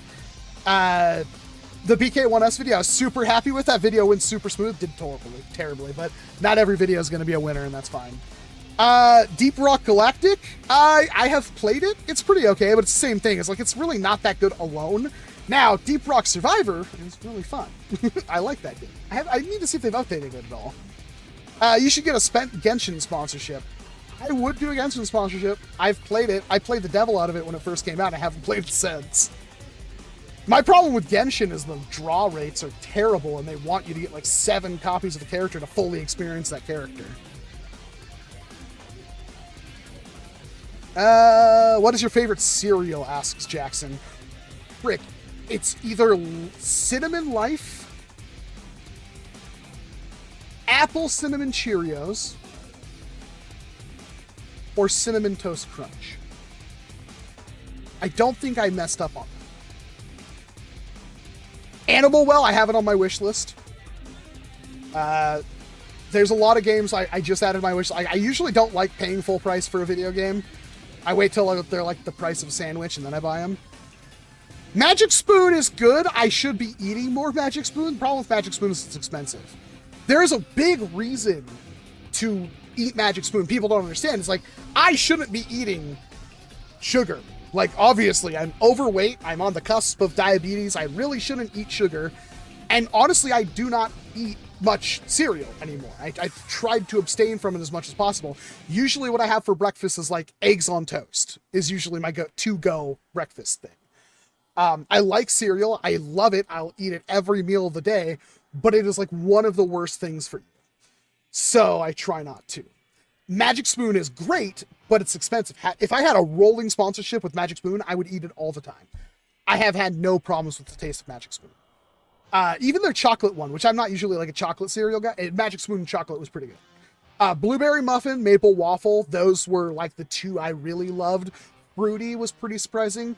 Frosted was pretty meh as well, I think. Any interest in VR? I haven't done it in a little while, but I have been playing Contractors Showdown. I did buy that towards the start of the month, I think. It's been like 3 or 4 days since I've played it, though. And I've been playing that with randoms, but it's a little bit easier in VR, I think, to play with randoms. I've been having a lot of fun with it. I've actually met some people that I've talked to and added them to Discord and stuff like that, but then we never played again. I should check up with them. Are you coming to RAG 2024? I don't know. I don't know. Events are stressful for me. Somebody donated $5 earlier. Oh, why did I not get that? I'm so... Let me run it again, Sam. I sure hope you're here. I see that in your comment section. You got to pay your bills, dude. I appreciate that. And again, it all goes towards bills. None of it's fun. Unfortunately, your BK 1 video did poor. I really enjoyed it. Your enthusiasm makes me want to buy one. Sadly, it's probably once burned, twice shy. That's fine. Like, again, not every video is going to be a banger. Any of the Yakuza games. I love Yakuza. I have most of them on, like, the Steam Deck. I played Like a Dragon for like an hour and then my hard drive died, and I never paid for Xbox Game Pass again to play Yakuza again, but it was in this month's Humble Bundle, and I'll play it through it because I love Yakuza. Even the turn-based one, I'll play it. I think it's actually one of the better turn-based games out there. I don't have infinite wealth because I won't pay full price, and now that I know I'm probably going to get in on Xbox Game Pass or something, not Xbox Game Pass, but get in like a Humble Bundle like a year, I'll just wait. There's no pressure. What else was on Humble Choice this month? There was another game that I really wanted.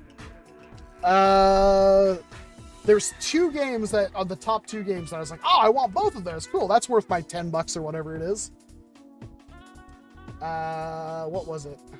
Hi-Fi Rush. I haven't played that. I wanted to. I don't know why I haven't played that. Steel Rising looked okay. Like the Humble Choice this month is pretty good. Are you going to review the Sharp 92? Probably not. I don't own one, and it's hard to get a full video out of something like that. I like Kicks because I'm a basic bitch. Dude, I like Crispix, so we're fine. Black Ops 1? It's okay. Maple Bacon Donut Magic Spoon would be epic. It would be epic. Hey, Walcom, I'm on a 2004 Nerf pistol, but my FPS tracker is broken, so I'm guessing it's hitting around 150 FPS. Thanks for the comment, Pods. There's a lot to digest that. Yeah, I mean, I get the whole sponsorship thing also. I mean, if it makes you feel any better, I actually took up the promotion. Well, thank you. Yeah, RIP Tango Gameworks. Have you tried the game Transistor? That is, that's done by the same people who did Hades and stuff like that, if I'm not mistaken. I don't remember the studio. I haven't played it, but I know of it. Bastion. They did Bastion before that. What is Humble Bundle? I've never heard of that. Humblebundle.com. They have game bundles that are usually super cheap and for charity. Humble Choice is like a monthly thing, and the longer you subscribe to it, the cheaper it gets. But I was like the classic whatever deal where I get it for like $10 a month. So for $10 this month, I get Yakuza Like a Dragon, Hi-Fi Rush, Steel Rising. All three of those look like fantastic games. Lottle Knot, don't know what that is. King of the Castle, don't know. Bravery and Greed, don't know. And Mando the Adventurer, which looks, I was like, what the hell is that? I looked it up and apparently it's a horror game, which it doesn't look like a horror game, so it actually looked interesting. Mediterranean Inferno, that's a game I probably will never even download. What was last month's? Last month's Licked Sack, if I'm not mistaken. Okay, yeah. Last month's choices were Victoria 3, a 4X game, The Callisto Protocol, not a good game, Humankind Definitive Edition, another 4X game, I think, Fashion Police Squad, that one actually looked fun, Terraformers, Symphony of War, Goromon, and Excavation of Hobbs Bar. Waste of $10. None of those really seem like they're worth even the bandwidth to download them. But for March, it was Warhammer Age of Sigmar Realms of Ruin, which looked okay. Neo 2. That was worth the price of admission alone. Saints Row. I wish I could give Saints Row back. Citizen Sleeper looked good. Black Skylands, actually played it for about an hour. It's okay. Solstice looked great. Actually did download it. Afterimage was a Metroidvania. I played it for about 5 minutes. It's like, I'll come back to that at some point. And then some ship game. Don't care. But again, for $10, it's like, again, Neo 2 is way worth $10 to me. Are you freaking kidding me? The problem is like, if I buy a game, I know it's going to show up on a Humble Bundle. Like, I want Pacific Drive. I'm not going to spend the money on Pacific Drive because it's going to show up on a Humble Bundle in the future. February, awful. Life is Strange True Colors. I have no interest in that game. Scorn, that was that game that people were rallying about because I think it had like genitals with spikes on them that people didn't like. Don't care. Destroy All Humans 2, Reprobed, that's pretty good. Beacon Pines, I don't care. There Is No Light, I don't think I even know what that is. Children of Silent Town, I don't know what that is. Oaken, don't know. Snowtopia, don't know. Like, they're pretty hit and miss. Like, they really do. Like, sometimes they're great, sometimes they're absolute garbage. January was Marvel Midnight Suns, 2 Point Campus, Origami 2. December was Expeditions Rome, Midnight Fight Express, Elix 2, Nobody Saves the World. Elix 2, Nobody Saves the World, I'd play those. I have actually played Nobody Saves the World. It's pretty good. It wasn't worth $10, but yeah. Sometimes it's good, and then they have their normal bundles. So they have like a Metroidvania bundle that has like Axiom Verge 2. I think it's like $16. You get like 8 games, and I think it's both Axiom Verges. And those are good games. They're not my style of Metroidvania because those ones are trying too hard to be Metroid. But yeah, like it's usually worth it. Like I said, this month's Humble Bundle, solid. Hi-Fi Rush, Yakuza Like a Dragon alone. If you have not played those 2 games, it's well worth it. Terraform is actually pretty fun. Yeah, it probably is. I mean, I don't know. What product have you not received? But I want a bit of an... I ordered a coat hanger 7 or so months ago and I still don't have it. Should I try to get a refund? Have you tried talking to the dude? Because as far as I know, he's really good at not answering those things. He does tell you when you order it that he has like a 6-month wait. Now, 7 months is a bit too long. Send him an email or a message on Etsy or whatever it is. Talk to him. I'm sure you'll get your answer. I'm sure yours is probably like the next one that's going to be out if it's been that long. What do you think about the 2015 Nerf Washout? I don't know what the Nerf Washout is, Bitpan. Here you saying you wish you could give Saints Row back is the most validating thing I've heard in a while. I love Saints Row 2 and 3. I never played 4, Actually, I think my brother had 1, and I don't remember actually playing it. But I did play Saints Row 2 and 3. The new Saints Row is affront to God. I don't know what the hell they were thinking. I don't know what happened with that game. Another Crab's Treasure. God, I want that game. Oh, I want that game so bad. Oh, I want it, but I'm not going to spend $30 on it. Dead Island 2 is not as great as Dead Island 1. Dead Island 1 was a rough game, and I actually played Dead Island 1. Well, send him another email, Leo. You deserve an update. That's way too long of a waiting time, in my opinion. What old school Nerf stuff should we bring back? Crossbow.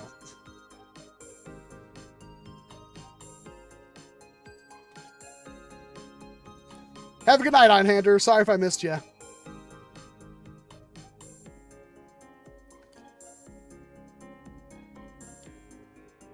Supergiant, that's the name, Doghouse. I forget their names sometimes, but yeah, I get Supergiant and Behemoth mixed up, even though they're nothing alike.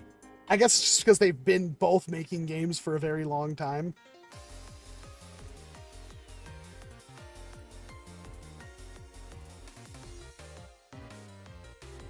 Striff versus Raven? I would go with the Striff.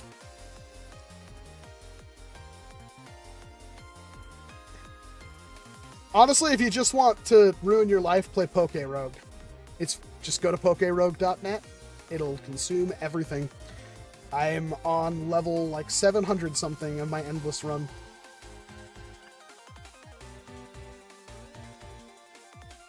I love the fact that there's a piece of ice the exact diameter of the nozzle, so I can't drink out of this thing right now.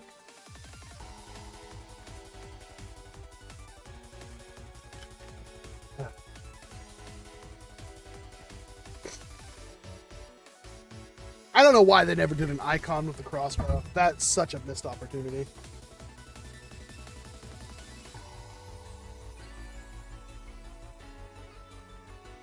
All right. Okay. All right. I think it's time to shut things down. Figure out what I'm gonna do for food. Oh, I think I just pulled a muscle in my neck. Ow. Anyway, thank you very much, everyone. Seriously, I had a lot of fun today. I hope it was entertaining for you. We do these live streams every Saturday night, starting at 5 p.m. Pacific Standard Time. I've stuck to that schedule.